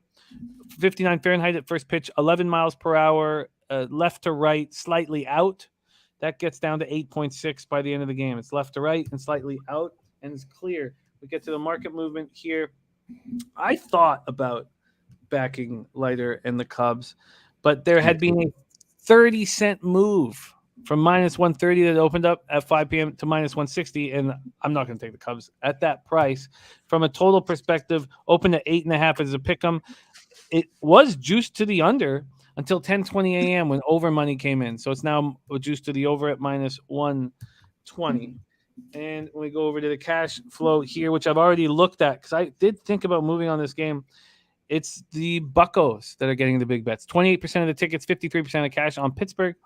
38% of tickets, 58% of the cash on the under, but it's moved to the over of late. Take it away here. Second to last game on the card, Pirates, Cubs. Man, that shocks me, man, to hear the big bets coming in on Wilson. Like, I couldn't do it. There's no way in hell I'm doing that. Like, 125 innings pitched, 146 hits. And if you've learned anything from me today, like, that's red flag right there, right? You can't be giving up 146 hits and 125 innings pitched. I was leaning on Chicago here also, and I do have a play in this game, but I didn't go on Chicago simply because, I'm not sold on Mark Jr. I know some people are, but at 31 years old, his last sample size for us was 3-8 with a 5.91 ERA. That's no, and his stuff. I've watched him. I actually watched some videos before we came up in here. It's one of my favorite things to do is for anybody who wants to know. I love like looking at whether it's spring training videos or just videos of people working out or pitching. I like watching the pitchers in the bullpen. It's a different thing to see than them being in the actual game. And anybody who hasn't done it, I'd highly recommend it. That's why you'll hear me. One of my favorite pitchers is Darvish, and you'll hear me even after he got, slammed. I was right back on him the next game because I've seen how this guy works in the bullpen. I've seen his stuff. Like it's a different aspect that you get to see. Anyways, all that being said, I like the over in the first 5 here. These two pitchers, I don't like either of them. And the Cubs, like I said, I know they might not have one of the best lineups. It's definitely weaker than it's been, but they're still right now. They're the third best batting average, the second highest on base percentage, the fourth highest slugging percentage. And like I said, whether you're looking at the worst or the best team, and even if it is a small sample size, they're seeing the ball right now. That's what that says, is they're seeing the baseballs. So so I'm on the first 5 over here. First 5 over. Let's line chop for you right now. First 5 over here is, wow, move to 9 here as well. Very interesting. Money coming in on that over quickly. So the first 5 over is just a 4.5 at -119. I imagine I'll be able to find better, but looks like sharps are on this over. But the big bets at this point that have been counted by Sports Insights still have 58% of the cash with smallest ticket number on the under. But I think that's changing as we speak. Let's see what that first 5. Billy Friedrich in the chat said over 4.5 is -108 at Bookmaker. Oh, beautiful. That's what that stands for. That's much better than what we're being offered. Okay, so let's get that for Daby Cab. So Cab is in first 5 over 4.5. -108 in business. One more game before Dutch Boy Fresh joins us to break down NBA. And thank you, Billy, my guy. And Justin, hit me with your Twitter. So maybe I don't follow you. If that could be the only reason. And that would be misstep by me. I would follow you immediately if I know your Twitter handle. Texas Rangers at Seattle Mariners, T-Mobile Park in Seattle, Washington. What a display from Gilbert yesterday, getting us paid. Unfortunately, that was the Royals where I gave back a little bit on the team total. Didn't do that on the Mariners. Taylor Hearn, Marco Gonzalez. Hearn 0-1, 4.70 ERA, 2.09 WHIP, 7 2/3, 10 Ks, 2 walks, no homers. Last start was a 7-2 loss at home versus the Angels, and he got touched. 3 2/3, 6 hits, 3 earned runs, 4 Ks, 1 walk. Marco Gonzalez, terrible first start, then pitches the home opener and is lights out versus the Astros, an 11-1 win. 7 innings, 4 hits, 6 K, 0 walks. He's going up against a team that we thought the Astros were going to be. We thought the Astros were going to be a team that rakes against lefties because they've shown that last couple of years, and maybe they'll regress, positive regression. But here we have the Rangers hitting 283, 862 OPS for righties, while the Mariners are hitting just 177, 617 OPS. So you can understand why there is line value towards the Rangers, especially after this great performance from Marco Gonzalez. Although fading Marco Gonzalez at home can be dangerous at times. Rangers bullpen's terrible. 5.43 ERA, 1.43 WHIP. Dizzy Rothstein, thank you for the kind words, my guy. You see what Moose said about the Rangers team total over 1.5 is an autoplay versus lefties. I was just sitting here because I won't bet the Rangers to win. Hell no. Like, absolutely not. But I was just sitting here thinking about the team total for them. Anyways, sorry. No, it makes sense, Moose. That's a smart bet against a pitcher who can be vulnerable. Yeah. I did not mean to interrupt you, by the way. So my no, anytime. Jump in anytime. Never worry about that stuff. It makes for good content. So don't ever worry about that stuff. Former Gonzaga Bulldog as well, Marco Gonzalez. Mariners bullpen 2.37 ERA, 0.87 WHIP, being much, much better than the Rangers bullpen. Let's start with the market history, and we have huge move towards the Rangers, and it came this morning because at 7:45 p.m. there'd been a 5-cent move to the Mariners. They got up to minus 150. They're now minus 130. So we've had a 20-cent move to the Texas Rangers since then, and this total opened up at 8.5 and is down to 8. Down to 8. Very interesting. Let's see if the cash follows suit there. We have 21% of the tickets, 45% of the cash on the Rangers. And then we have 58% of tickets, 59% of cash on the over. Yeah, it's dropped from 8.5 to 8. Wildly interesting final game on the card. 9:40 p.m. Eastern. Rangers, Mariners. Cab, take it away. Okay, so, man, if anybody's ever caught me on Jose's show, which shout out to Jose again. I love capping with him. Man, I don't like the Rangers. You will not see me bet on the actual Rangers, right? Because here's the thing: if they're up by 10 runs, can you even feel comfortable? Like, no, like that. You need a 15-run lead to feel comfortable with this team. That's freaking absurd, man. That's just outrageous. Okay, but all that being said, they can hit. If there's one thing they can do, and I don't think it's a fluke for right now, like they have good hitters and they can hit the ball. And Gonzalez, like you said, he's been susceptible to it. So this game kind of caps towards the Rangers for me, but I'll be damned if I'm betting the Rangers. You're not going to see me doing that. Hearn is he 4.79, but ERA, but he's got it, man. He really does. I'm not kidding. Like I see huge upside when I watch him pitch. He's got good movement on his stuff. Gets a little wild sometimes, and I'm worried that he's falling into a loser's mentality being on this sucky ass baseball team. Like, I don't know what else to say, because he's got it. And if I was going to bet the Rangers, it would be with Hearn on the mound. But still, I'm worried about his mental attitude outlook on a team that can only win 2 games like this far into the season. Right. So I don't know, man, this game, like anybody who bets Seattle, you're not going to hear anything from me other than good bet because you're betting against the Rangers. So I don't hate that. But for me, it caps towards the Rangers. Yeah, I'm off, man. I'm off. I wish everything correlated to me betting the over. Well, maybe that team total over for the Rangers. That sounded good, man. When he said that a light bulb went off in my head, and I've been talking to Nutflesh about these team totals, and that's a way I could see myself betting the Rangers. I did take the over in the Rangers-Angels game, one of their games last series. And I had the Angels with Syndergaard. He's got it. He's back, by the way. But yeah, man, team total sounds good for the Rangers here. It really does. And you would focus on first 5 and stay away from the from the Mariners bullpen? Yeah, definitely. I'm not telling you what to bet, but if I was going to bet this game, that would be where I'd go. Moose Money says team totals at 3.5 with not bad juice. Yeah, it's not bad juice here either for a 3.5. The 3.5 for the Mariners minus 140, 3.5 for the Rangers minus 120. Hell, and with this being the last game, man, I might add this. I want to look more into that team total because it's not something I capped for, if that makes sense. But it like what I did capping wise, that sounds good. That sounds real good. Yeah, and that's this huge problem with this high local using Bet365 is that there's no first 5 team totals because you can beat first 5 team totals. Damn. That's why Bet365 pulled them. They pulled them like, oh, because they're actually losing money, right? Huh. That's shitty. Well, I'll change that here in a second. Just got to get some of this futures cash in. I'll change it in a second. But wow, at this point, I'm going to stay off. But I find that all very, very appealing.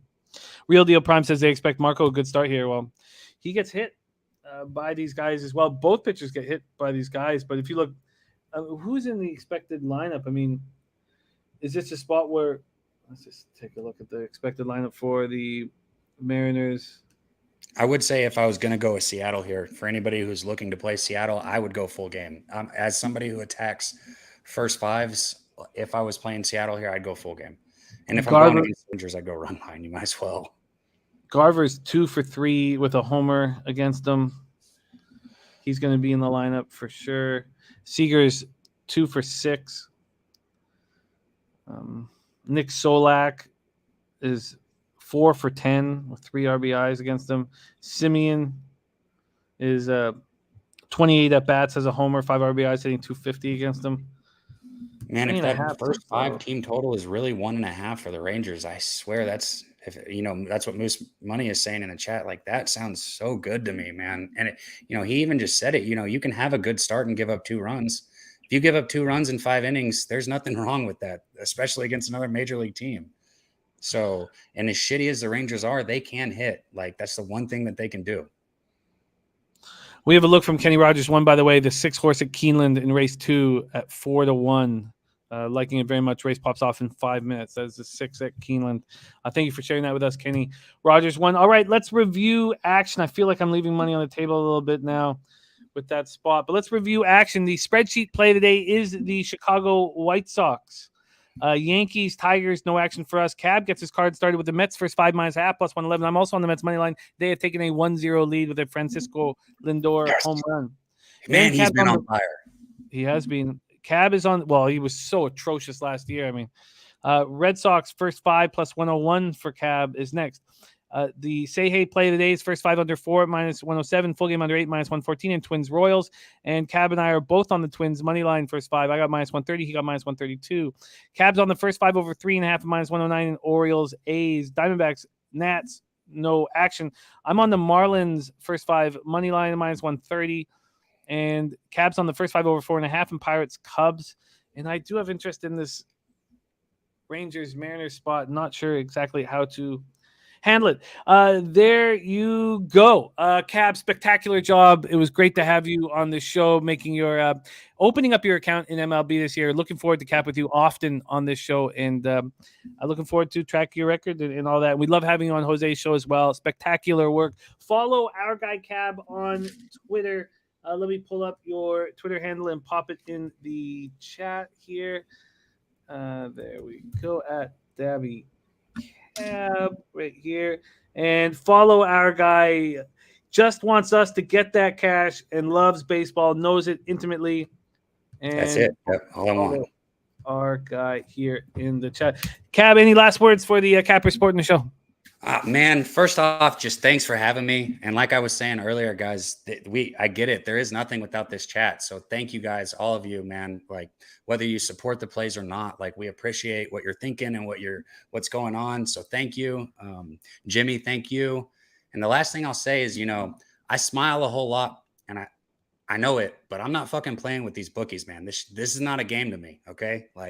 So just know the smile, that doesn't equate to what I'm thinking all the time. I'm out here to help make money. That's what I want. I love it. I absolutely love it. There he is, Daby Cab in the house. And we move on to NBA right now. 3 big playoff spots, and our next guest hitting at 60% on the show year long.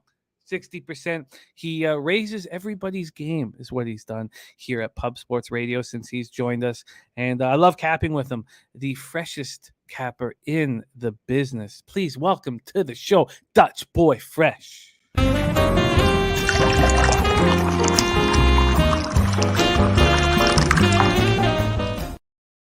Dutchy, what's good, my man? Jimmy the motherfucking bag. Salute to you, my guy. All the real ones in the chat holding it down. You already know it's all love. All right, but you know why I'm here, Jimmy. I'm here for one motherfucking reason, and that's to turn your bookie to a bum. A fucking bum. No knife, no gun, just that knowledge, son. Yeah, man. Let's get to it, Jim. Let's get to it, man. Respect. The audio is a tiny bit off here, Jose. Should we bring him in and out quickly? Got the. What do you think? Let's just. Well, that exhale seemed to be perfectly timed, but we are tiny bit off. Let me. I pull him out? Okay, we're gonna get him back in here in a second. Man, I'm pumped. I'm pumped to cap there. I just want to let you know, Cookie's struggling so far to start off. Oh no! He's got 2 guys on, no outs. Actually, no, it's 1-1 now. So never mind. Oh shit! Not good news. We good now or what? Yeah, your money. Say something to me. Jimmy the motherfucking bag. Business, my guy. All right, let's get to work. Dutch Boy Fresh. It's been too long. There was no NBA on the schedule last Thursday, so it's been a while since we've got to have break bread. Dutchy get us paid. We are in the sorry, Albert. It's a long show, man. My landlord trying to fix the grill here. All right, we're in NBA, 7:30 p.m. Eastern, West first round. Game 3 of the Grizzlies, Minnesota Timberwolves series is tied 1-1. The Grizzlies 56-26, 26-15 on the road. At the Timberwolves 46-36, 26-15 at home. Over the regular season, we're at Target Center in Minneapolis, Minnesota. The pace has slowed down a little bit in Game 2. The pace was very fast in Game 1. 106 possessions a game, went down to about 102.5 in Game 2. And Minnesota seemed a little bit disinterested. Lamont Williams, much love, man. Thank you for joining us, and respect. North End says Albert can't wait. He wants his rent money. No.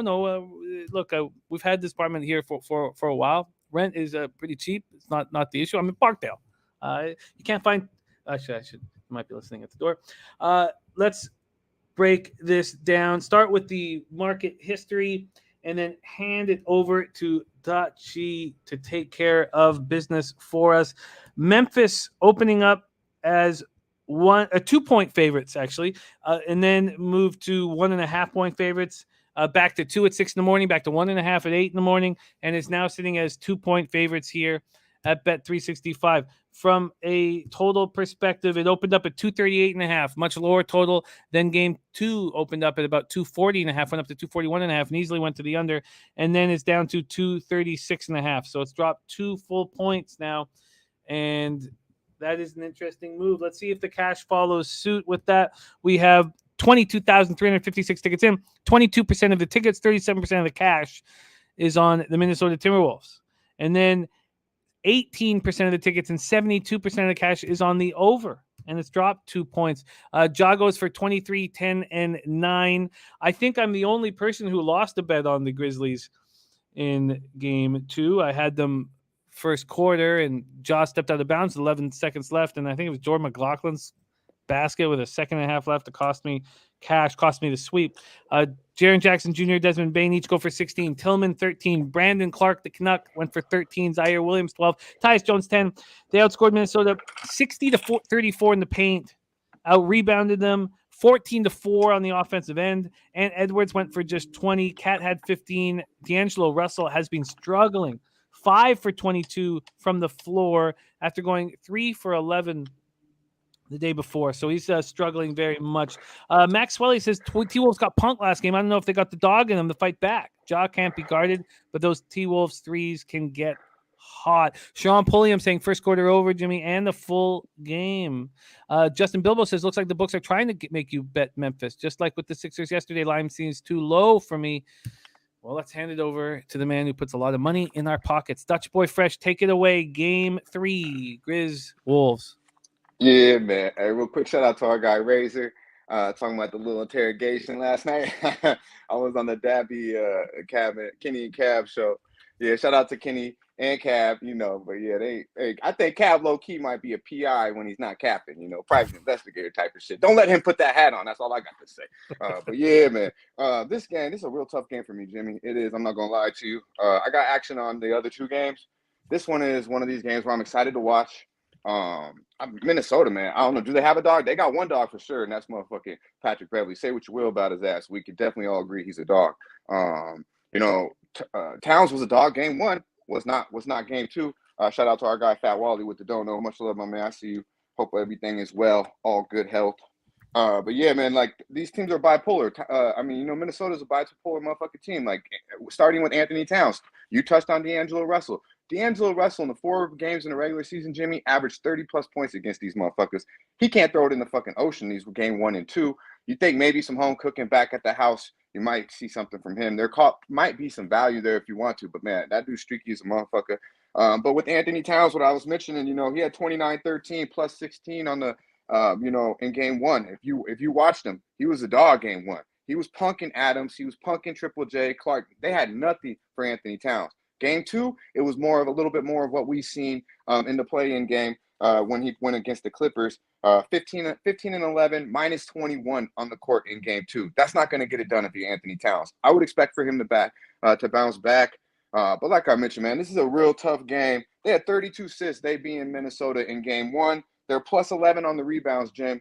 Game 2, 16 assists, minus 8 in the rebounds. So to me, can they take care of the ball? Can they move the ball as a team? And can they hit the boards? I do believe these 2 teams are a lot closer than we thought coming into this series. And maybe some people did think Minnesota, but to me, I thought Memphis was leaps and bounds better than than Minnesota. But I don't know if that's the case. I think I'm watching Minnesota. They have the talent to compete with Memphis. They do with Edwards, with Towns, I mentioned, and of course with D'Angelo Russell. But when you look down at their bench as well, Jim, they got Naz Reid, they got Malik Beasley, they got this kid Noel who's playing nice, shooting right under 40% from the 3. They got Daniels who can get hot as well. I'm like, damn, they got the Prince, the cat can play some fucking defense. So I'm like, these guys got 5 guys that they can bring off the bench and play. So and when we watch Minnesota at home in that play-in game, that crowd was fucking crunk. They were, to me, one of the reasons in that 4th quarter why they separated themselves from the Clippers in that game. So I would not be shocked tonight if Minnesota wins this game. Then it's a juicy line, I think, for Minnesota right now, getting the home dog down, with the talent. But I don't have action on this game. I really don't, Jim. I'm not gonna lie to you. I just think it's too many questions for me on the Minnesota side. Obviously, when you look at Memphis, you have Brooks. You have Bane, you have John Morant, an elite player, and then Adams hasn't even been getting much run. Like, he didn't even do shit game 2. Clark was getting all the run now. So they made that adjustment. Will Minnesota make the adjustments in game 3? It's a lot of questions for me in this game. That's why I don't have action. It's an exotic backwood game I can't wait to watch. Maybe get a live play on this game. But yeah, it's up in the air for me right now, Jim. Getting Adams off the floor was crucial. Yeah, he was getting punked by too slow Cat. too. And Brandon Clark is someone that we love up here in the North, so it was nice to see him get some run. So, is that adjustment enough to keep you from backing the Timberwolves? I'll just be honest. Like I said, Jim, Minnesota's better than I thought. I kind of gave, we got the little inside joke with Bobano with the back tat and stuff, little tramp tap Timberwolf. We fuck with him, but he's been on them all year. Props to him. Jay Money been riding Minnesota. A lot of smart motherfuckers riding Minnesota, and I can see it talent-wise. They got a bench, too. They got players. They got young. It's just a matter of, like I mentioned, bipolar. Will Anthony Towns are we going to get? And I think, Edwards is going to give you 20 to 25 no matter what. But if D'Angelo Russell can give you anything of what he's given you against them in the prior 4 meetings up until what we've seen the last 2 games, I believe there is value here with Minnesota at the house, but I don't want to bet it. I got two other games that I'm very comfortable with betting, and this is a game that I could make a case for both sides, to be honest with you. So why bet it? Ant sure seemed confident when he was talking about coming back to the crib, and the way he said it. This is a confident group, and Dennis Garcia is Yeah, on Minnesota for the series at plus 300. He did I that know. before. Shout out to him. My bad. Yeah. Spreadsheet play of the day is the Memphis Grizzlies. That is the first game. I would like to take the plus 110 on Minnesota, but Shout out to Ron Crawford. I'm a little hesitant to do that. So I'll take some more time here. Again, when we look at the big bets to come in this game, it is on the Timberwolves because they have just 22% of the tickets, but 37% of the cash. And we have a real decent sample size with just under 23,000 tickets in. Let's move on to the next spot on the board. 9 p.m. Eastern, West first round, game 3. Series tied 1-1. Dallas Mavericks at Utah Jazz, Vivint Arena, Salt Lake City, Utah. Very slow pace in this series so far. 89.75 possessions a game. And as you guys know, I have the Mavericks 33-1 to win it all, 18-1 to win the West. And when Luka got hurt, I let go of it. But Jalen Brunson breathed new hope into my life when he went for 41 points. The Mavs put up 22 threes. Jazz just hit 11. Remember, it wasn't that long ago when the Jazz would shoot 45, 50 threes a game. That's not happening anymore. A lot changed, when Slow-Mo Joe got hurt. He seemed to be a real character piece for this group that kind of kept them all together. And you can clearly tell he's not around. Dallas turned the ball over 3 times. That's something we've been seeing quite a bit. I know we just talked about the Timberwolves who turned the ball over 20 times, but a lot of these teams are playing really clean basketball. Dallas was one of them. Donovan Mitchell went for 34, but it's a Kobe Bryant 34. And we all love Kobe, but 30 shots for Donovan Mitchell to get to that 34. Conley looks awful. Rudy Gobert with 8 points on 2 of 5 shooting. It's a very interesting series, and we're all waiting to know when Luka will be back on the floor. Now that you think tonight is let's hand it over. Let me just do a quick. Finish your thing. But I absolutely believe Luka the Don gonna shine tonight. Well, Dallas opens up at plus 7.5. Yesterday at 4:30, they moved to 6.5 and then to 6, which would lead you to believe that Luka will be on the floor. But then yesterday at 6:30, they moved to plus 7. So that's where they stand right now. Let me just ensure that a lot of 6.5s out there too. A lot of books out here. But yeah, there's still 7s out there too, Jim. Like you mentioned. Yeah, it's moved to 7. And then I'm sorry. Then let's move over to the total here. Opened at 209.5, went to 210 at 11 a.m. 10 minutes later, went to 210.5. We go over to the cash. I think this will tell the tale of whether he will be in. 24% of the tickets, 47% of the cash on the Mavericks, 75% of tickets, 80% of cash on the over, and it's moving up. Take it away here, Dutchie, Mavs, Jazz. Yeah, man. Before I even break this bitch down, I'll just be real. Like, with Luka or without Luka, and I believe he's going to play tonight, I'm taking the motherfucking points. You got to take the points with the Mavericks after what you've seen. Jalen Brunson, shout out to him. And I don't expect Kleber to look like motherfucking Larry Bird, but hey, if he could just be consistent from the 3-point line, which he hasn't been all motherfucking year, I'll take that. But man, yeah, this comes down to I went against Dallas game 2. I ain't gonna lie to you. And I felt pretty comfortable damn near the whole damn game until the fourth quarter. Then it just went the complete opposite way. But that's just what Utah does, man. I should have been on the first half. Mistake from me. But I won't miss out today. I'm gonna be cashing on the Dallas Mavericks tonight. I'm all over the plus 7. I just think the Mavericks are a better team, man. They're well coached. They're just more of a team. Big strong point there with Joe Ingles. I think he was kind of the guy that kind of kept the glue together and that kind of busted everybody's balls. But when you see him in the relationship he had with Jordan Clarkson last year with the 6-man, I think that's a very strong point. Conley's fucking lost, man. He's lost. I don't know if home cooking's gonna fix his ass right now.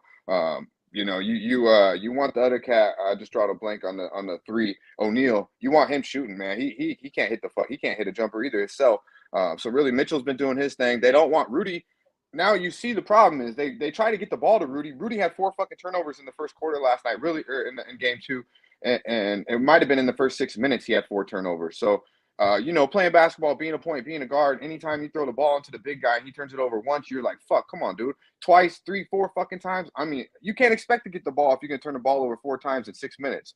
It just doesn't work. You got to be stronger with the ball. I don't believe really anything's going to change. I think Dallas is live to win this, and I do believe Luka will be announced today, and this line will drop. Now, game 2, they were out rebounded by 19, Jim, and still found a way to win the game. Powell gave them nothing, So look for them to hit the boards a little bit harder. Luka averages about 8 or 9 a game, so he will help that as well. He's one of the premier rebounding guards in the league. Only 13 free throw attempts too. I believe they'll be more aggressive. They'll improve that as well. These are things that I just think that they can even improve on from game 2, and they got out of Dallas with the win. You touched on it last game, only 3 turnovers. They only have 10 turnovers in 2 games. That's a fucking beautiful thing without your starting point guard, I would say. It's very fucking impressive. Dallas has been money though, man. They're 6-1 ATS last 7 meetings versus Utah. So I mean, they play good basketball against Utah. They don't win in Utah, but they always cover the spread against Utah. But last 7 meetings, they're 6-1 against the number. 13-3 13-3-1 Dallas Mavericks are last 17 versus the Western Conference against the number. And then if we look at Utah, man, they're really just a mess. I do think Bogdanovich has played pretty well. He can get off. But besides Mitchell and Bogdanovich, of course, you do have Clarkson coming off the bench. But I just don't think they have enough to compete with Dallas to really blow them out. Can they win this game? Absolutely, Jim. But if Luka's on the court, Dallas is winning this motherfucking game. The Jazz have been a fade of late as well. They're 0-3-1 ATS last 4 at the house versus a team with a winning road record. And they're 3-9-1 ATS overall last 13 games. 5 games under 500 at the house as well. So, not a basketball team that you would think, usually Utah, crazy home advantage. This 5 games under 500 at the house. So, I mean, against the number, of course. So I would look only Dallas here. I really like the touchdown here. And like I mentioned, once Luka gets, announced, this won't be there. But with Luka or without Luka, the Dallas Mavericks are to play tonight. I feel like this line at this point is, well, I mean, it's easy to say that, is without Luka. And the fact that they tied it up at 1, there's no need to rush Luka back. You can give him 2 more days. You can get right now, you can get Dallas at plus 7.5 at minus 111. Plus 7.5. That official. That's available at Pinnacle right now. Plus 7.5. Luka's a competitor, man. He's a European boy. He's a competitor. He wants to play basketball. If this was fucking Kyrie or James Harden, maybe I wouldn't be so confident. Now, that is a good point by you, Jim. I'm not shitting on it, but I'm just saying Luka a different type of cat. That's why I fuck with him. I expect him to play basketball if he can go. He's not going to listen to him talking about sit me out. You know what I mean? Like, he wants in. I mean, right. We've seen it's him that quad though. So I agree. It's my bad. Go ahead. No, it's the most important point in the game is whether or not he'll be in. So it's an important thing to go back and forth with. He wants in desperately. I mean, you talk about him talking about how much he misses basketball, how hard it is to watch on the sidelines. Everything that he's been saying, I love. Yeah, Luka's my guy, man. I fuck with Luka hard. I expect him to play tonight. But like I mentioned right before I cap this whole motherfucking game, you can give me 7.5 with or without Luka. I got to take it. And obviously with Luka, it drops. But Utah has showed me really nothing. I just don't think they play real good team basketball. Wow. And Jalen, man, he's feeling himself right now. So I look for him to carry up. Do I expect 40-something plus? Nah, but I mean, Jalen, they don't got nothing for him as they've shown in game 2. So I don't have it in front of me, but I believe the average time out with the quad injury, a strained left calf was 19 days. So, I think that he's not in the line. He's sitting. Yeah, you don't think he's playing, I could tell. Yeah. But so don't rush to bet this then, right? I think this line is, I think you're getting a plus 7. I mean, at this point, it looks like the market over the last hour has been moving towards the Jazz. I think that I get the plus 7.5 and you're I mean, the way you see this, and I totally get it, is you can't really lose because you'll take the 7.5 without Luka, and it'll move to what 3.5 with him in. Yeah, I was thinking like 4. I was thinking 4.5, but yeah, it could. Though. I was thinking 4.5. You're But right. yeah, Four is too many points. So 4.5. It makes more yeah, I sense. was thinking about 4.5. Yeah, but look, I got the 7. So if this goes up to 8, even more, I'll go back with probably even in on Dallas a little more.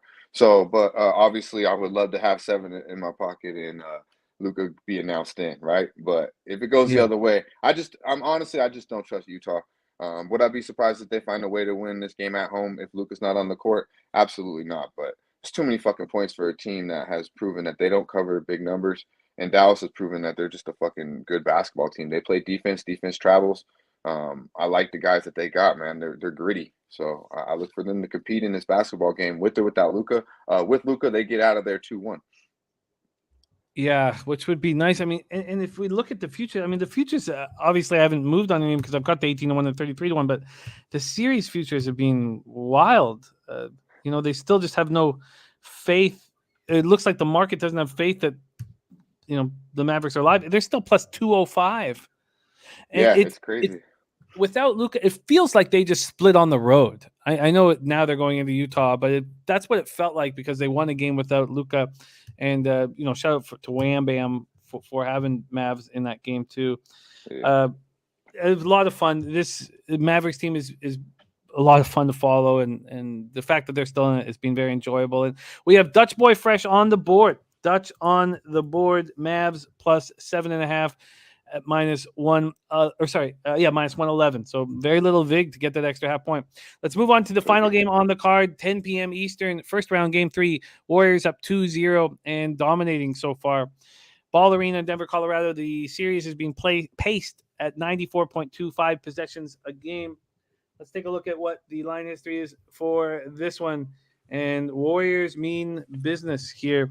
They open up as 2.5-point road favorites at 9:48 in the morning 2 days ago.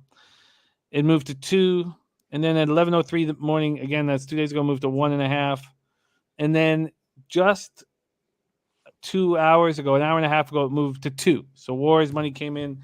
Let's just see where the cash lies. Here we have 84% of the tickets, 85% of the cash on the Warriors.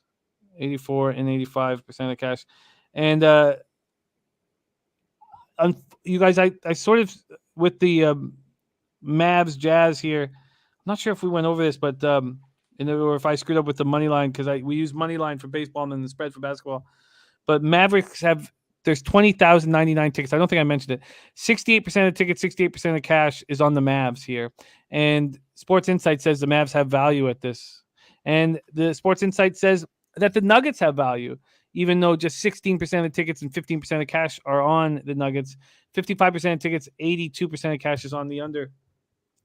So Denver started strong in both games. Warriors go small, and it's game over. Death lineup comes in. Curry, Thompson, and Poole, 84 of the Warriors, 126 points. Clearly, Denver can't handle it, doesn't know what to do. They start, showing their frustration all over the floor. We saw Cousins and Barton get into some sort of issue. Jokic, second technical and ejected. Malone said that the team's bad energy has left their system. Yeah, fucking right. So 6 straight losses for the Nuggets too in the playoffs. 6 straight losses. Mm-hmm. Wow. And we have these slight favorites for the Warriors here. And let's see if Dutch thinks the dagger comes here in game 3. Take it away, Dutch. Warriors, Nuggets. Yeah, man, I definitely do, man. I think it's about to be town business. Them Warriors gonna come out to play, and they're gonna put them on them, and we can get paid here real easy. I think this is a beautiful thing right here, Jim. Like I like to say, there's levels to this shit, man, and the Warriors are just clearly on another level than the Denver Nuggets.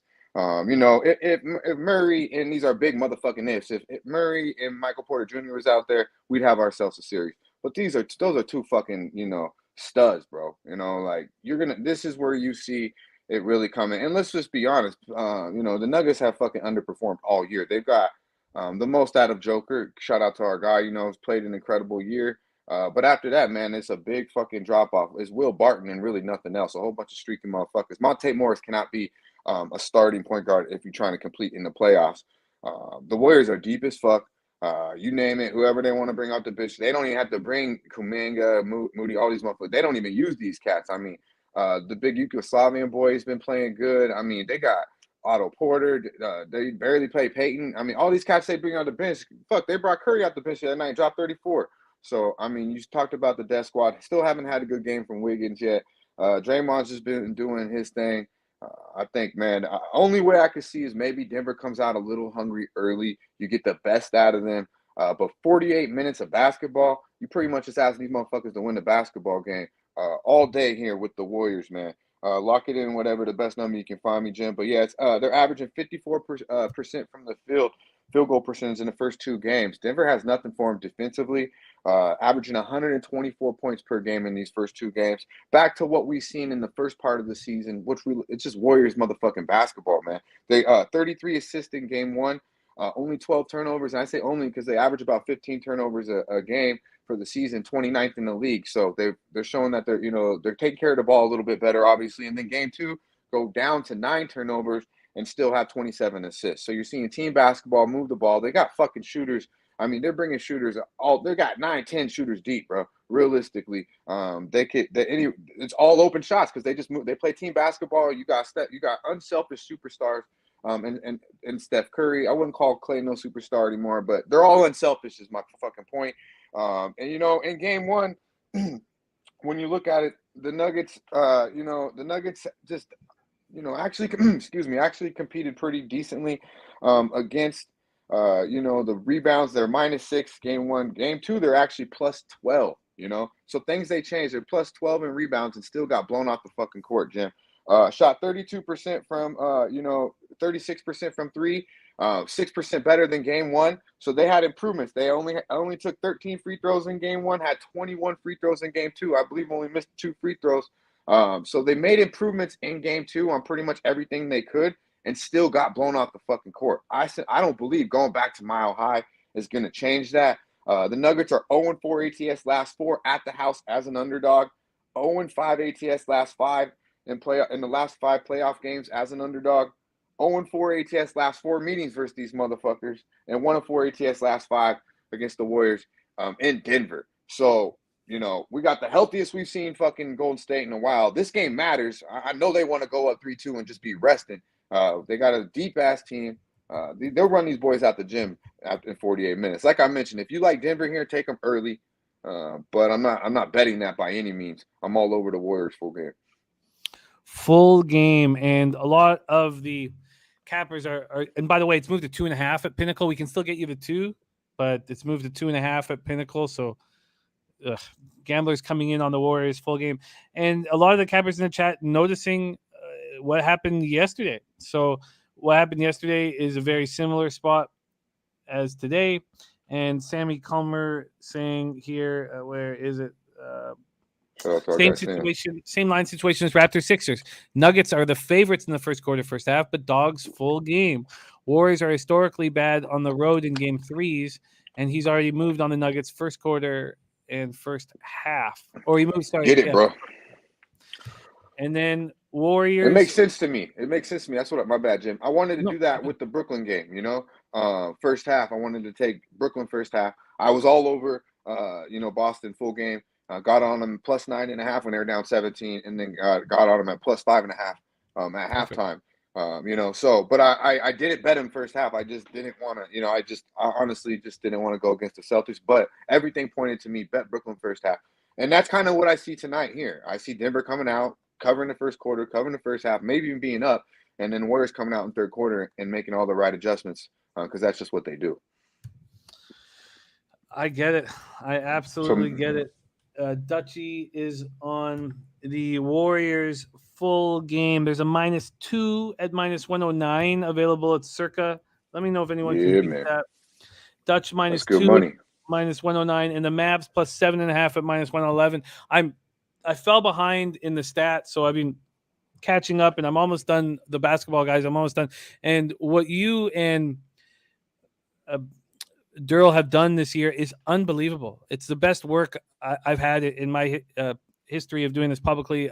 Best work I've ever had by experts coming on the show, and I've tracked every single person that's come on my show for 5 years, and what you and Derl have done is unmatched. And we all really thank you for it, because you just do it so selflessly, and you've put so much cash in everybody's pockets, and you helped turn my whole season around. I mean, I was down 23 units in NBA, and I mean, I'm not in a huge spot, but I am 145, 131 plus 1.83 units on the season. And look, I'll take it. In the black, motherfucker. That's all that matters. But yeah, I appreciate the kind words, bro. We all mean it. Derl too for doing his thing, my man. We all mean it. Dutchy, my man, is making 2 official picks here for the show. He's on the Mavs plus 7.5, and he's on the Warriors -2 at -109. Astute Chaos is on the first half over 115.5 in the Warriors Nuggets, and we move on. Dutch, thank you so much. Catch Dutch today at 4 p.m. Eastern. That's in 2 hours on NBA Pub Hub. And are you doing the show 7 days a week as well now with the guys? Yeah, man. 7 days a week. I'm up at 10 a.m. for these motherfuckers. 1 p.m. Eastern time on the weekend. So be sure to tune in and show some love. 7 days a week for Dutch? Man, hey, bro. I am shocked. Oh my God. Hey, I bitch about it low key, but hey, I fuck around with y'all, man. I love doing this shit. I could give you 30. Sometimes Babano wants to run that bitch a little late, but we try to get in and out on the weekends. But he's a very long-winded motherfucker. I'll just say that. Yeah, he delivers monologues on a couple of occasions. Soliloquies, we call them. Basketball soliloquies. Dutchy, great job. Follow our man Dutch on Twitter at DutchBoyFresh. Dutch, it was great hanging with you in person, man, and so great to cap with you. Next time, though, when we run somewhere in some city, I'm not going to be working. I'm going to take the time off so I can just hang with everybody, because that was too much work for me, and I didn't get enough hang busy time. Motherfucker you is, man. On the grind, 24. Yeah, and I love it. And I respect it, though. I respect it. I love it. But I don't go 7 days a week, man. So, hey, I know. You appreciate that one, because 7 days a week's a motherfucker. Hey, well, we do it. We do it. Hey, but I appreciate you, Jim. Appreciate everybody, man. You already know we went in and we're coming out with the motherfucking bag. Y'all stay fresh. There he is, Dutch Boy Fresh in the house. All right, let's review all action here on the show. And the Mets are looking good. And the change that I made yesterday, everything is I should say, maybe let me pull this up again before I say the Mets are looking good. I mean, this shit can change real quick. The Mets are looking good. I'm watching. They are not? They are. Third is 3-1 Mets. It's second and third, no outs for the Mets right now. Okay, beautiful. Jeff McNeil was a taint hair away from a home run just now, and it was very funny. But he's on second, and whatever. DeSclafani seems like he can, in fact, not pitch on the road, I should say. It's pretty sad. It's wonderful. Remember, the pitchers that are predictable are our favorite pitchers. Well, I can tell you the most predictable offense in baseball right now is the Boston Red Sox. They just don't produce, so just bet the unders in their games. That's what I've done now. That's what I did. I'm on the full game under, and it's 0-0 still with these two fucking slapdick offenses. Slapdick offenses. Let's review all action here on the show, and let's get back-to-back winning days, back-to-back-to-back winning days, get back-to-back-to-back-to-back, get in the black. And yesterday was as wild of a gambling day as I have remember in a long time, and I loved every fucking second of it. All right, let's review action here in NHL. I'm on the over 6 at -115 in Philadelphia, Montreal, and I'm a little nervous about it. But I am going to add the Habs -1.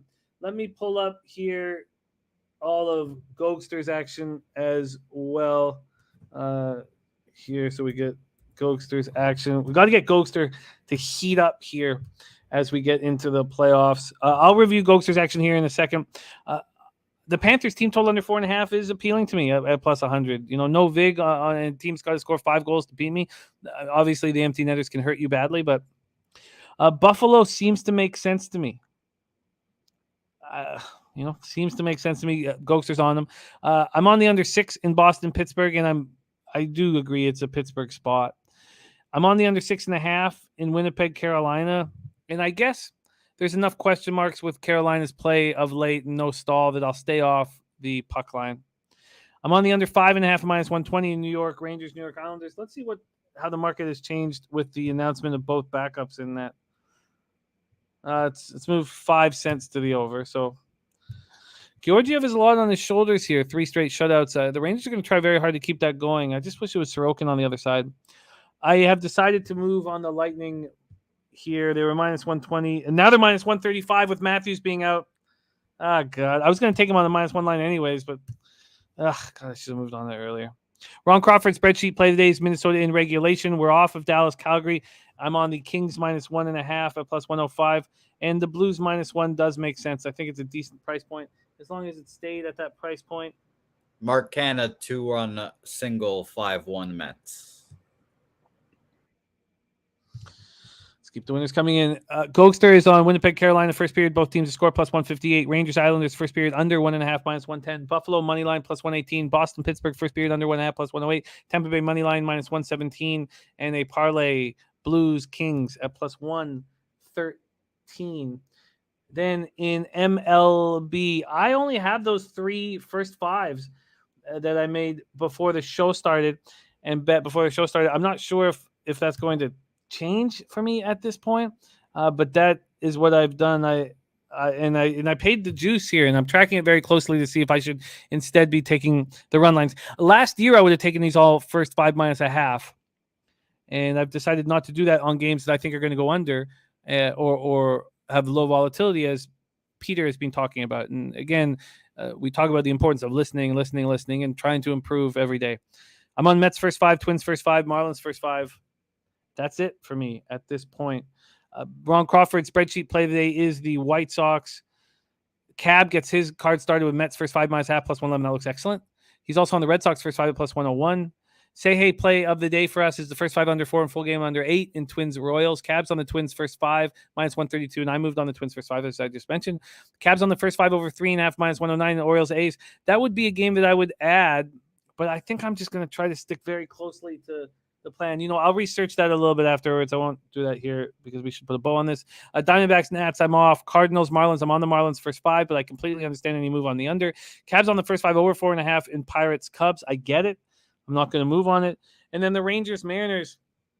I'd like to be involved in the Rangers in some way. But I don't think I will, sadly. In NBA, I've done nothing at this point. Dutch is on the Mavs at plus 7.5 minus 111, and he's on the Warriors minus 2 and minus 109. Sammy Culmer is on the Nuggets first quarter, first half, and Astute Chaos is on the Warriors, Denver Nuggets first half over 115.5. And there it is. There is our show for you guys. Thank you so much for your support. Let's stay hot. Let's keep cashing. It's a wild ride being a sports gambler and handicapper, and let's enjoy the wins when they come in, and they've been coming in of late. There's Alexi, my guy. Nice to see you. Robert Franklin, Gary Tenebra is on Buffalo Moneyline. He says, yes, Kenny Rogers 1 is cashing in the chat.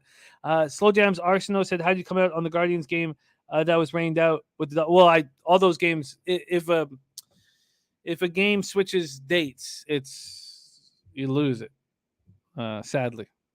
So, and we saw that play out huge. I don't know if you guys followed the story, but when in the pandemic, when they moved, was it the French Open? They moved the date of it, and a Vegas capper had the winner, and it would have paid out about $50K, but because they moved the date, they voided that bet. Anytime there's a date change, the bets are voided. So all 3 of those would have cashed, but I only ended up betting the one the next day because of the date change and the void. So too bad. Dennis Garcia says Milwaukee trifecta tomorrow. Middleton's status doesn't matter. I like that look, Dennis. I'm glad I'm thanking everybody because I'm going to copy and paste that. Now is the time to come in on that. Love it.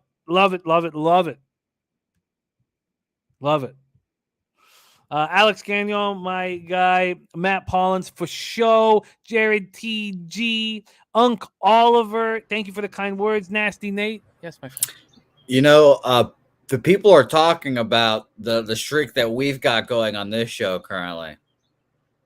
And what is that streak? it's the talk of the town right now. I think this is the third straight show, I believe now, with a 3-hour timestamp. So we've gone 3 hours for like at least 3 straight shows now. We're on fire. I think this is better than the Rangers shutout streak, personally. What do you think? This feels like a short show to me after the last Yeah, two that we had. yeah. So- We're rolling. This is perfectly fine. And guess what? I've only got 3 games to cap tonight, so this is an easy day. Friday are like the Fridays are like when the winter is coming in the Game of Thrones. That's the days that I fear. I have no idea what that comment means, and I'll never know. Good. Never know. I And hope you that don't need to your tell me that. I hope that your stovetops gets fixed. By the way, It would be nice. It would be nice. do you think your landlord's still out there, just freezing in the snow, just knocking on your door right now? No, our apartment buildings are a little different than the ones in San Antonio. Oh, When you go out that door, you're still inside the building. wow, fancy. Who would have thought? Not me. Okay. North International. Parkdale? My God, I didn't know Parkdale had it like that. Whew. Dennis Garcia asking if I'm going to bet USFL. No.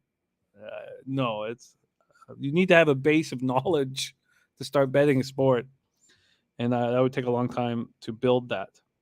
Love you guys. Love you guys all. Sammy Calmer, razor sharp picks. Says everyone's betting Golden State. Line went from -2 to -2.5. Everyone's betting Memphis. Line went from -2.5 to 2. Yeah. Yeah, the Timberwolves could end up on my card. Very, very possible. All right, I love all you guys. Let's get the fucking cash. Thank you for your support. You guys inspire me nonstop and make me want to work harder, try harder, wake up earlier. And all of the guests feel the same way. So thank you for doing that for us. Let's get the paper. On behalf of all of us at Pub Sports Radio, thank you for watching. Thank you, Jose, for doing a great job producing. Thank you, Mr. Jeff Slaughter, for putting such a great team together. Get the cash. Leche. Hey, Los Bookmakers.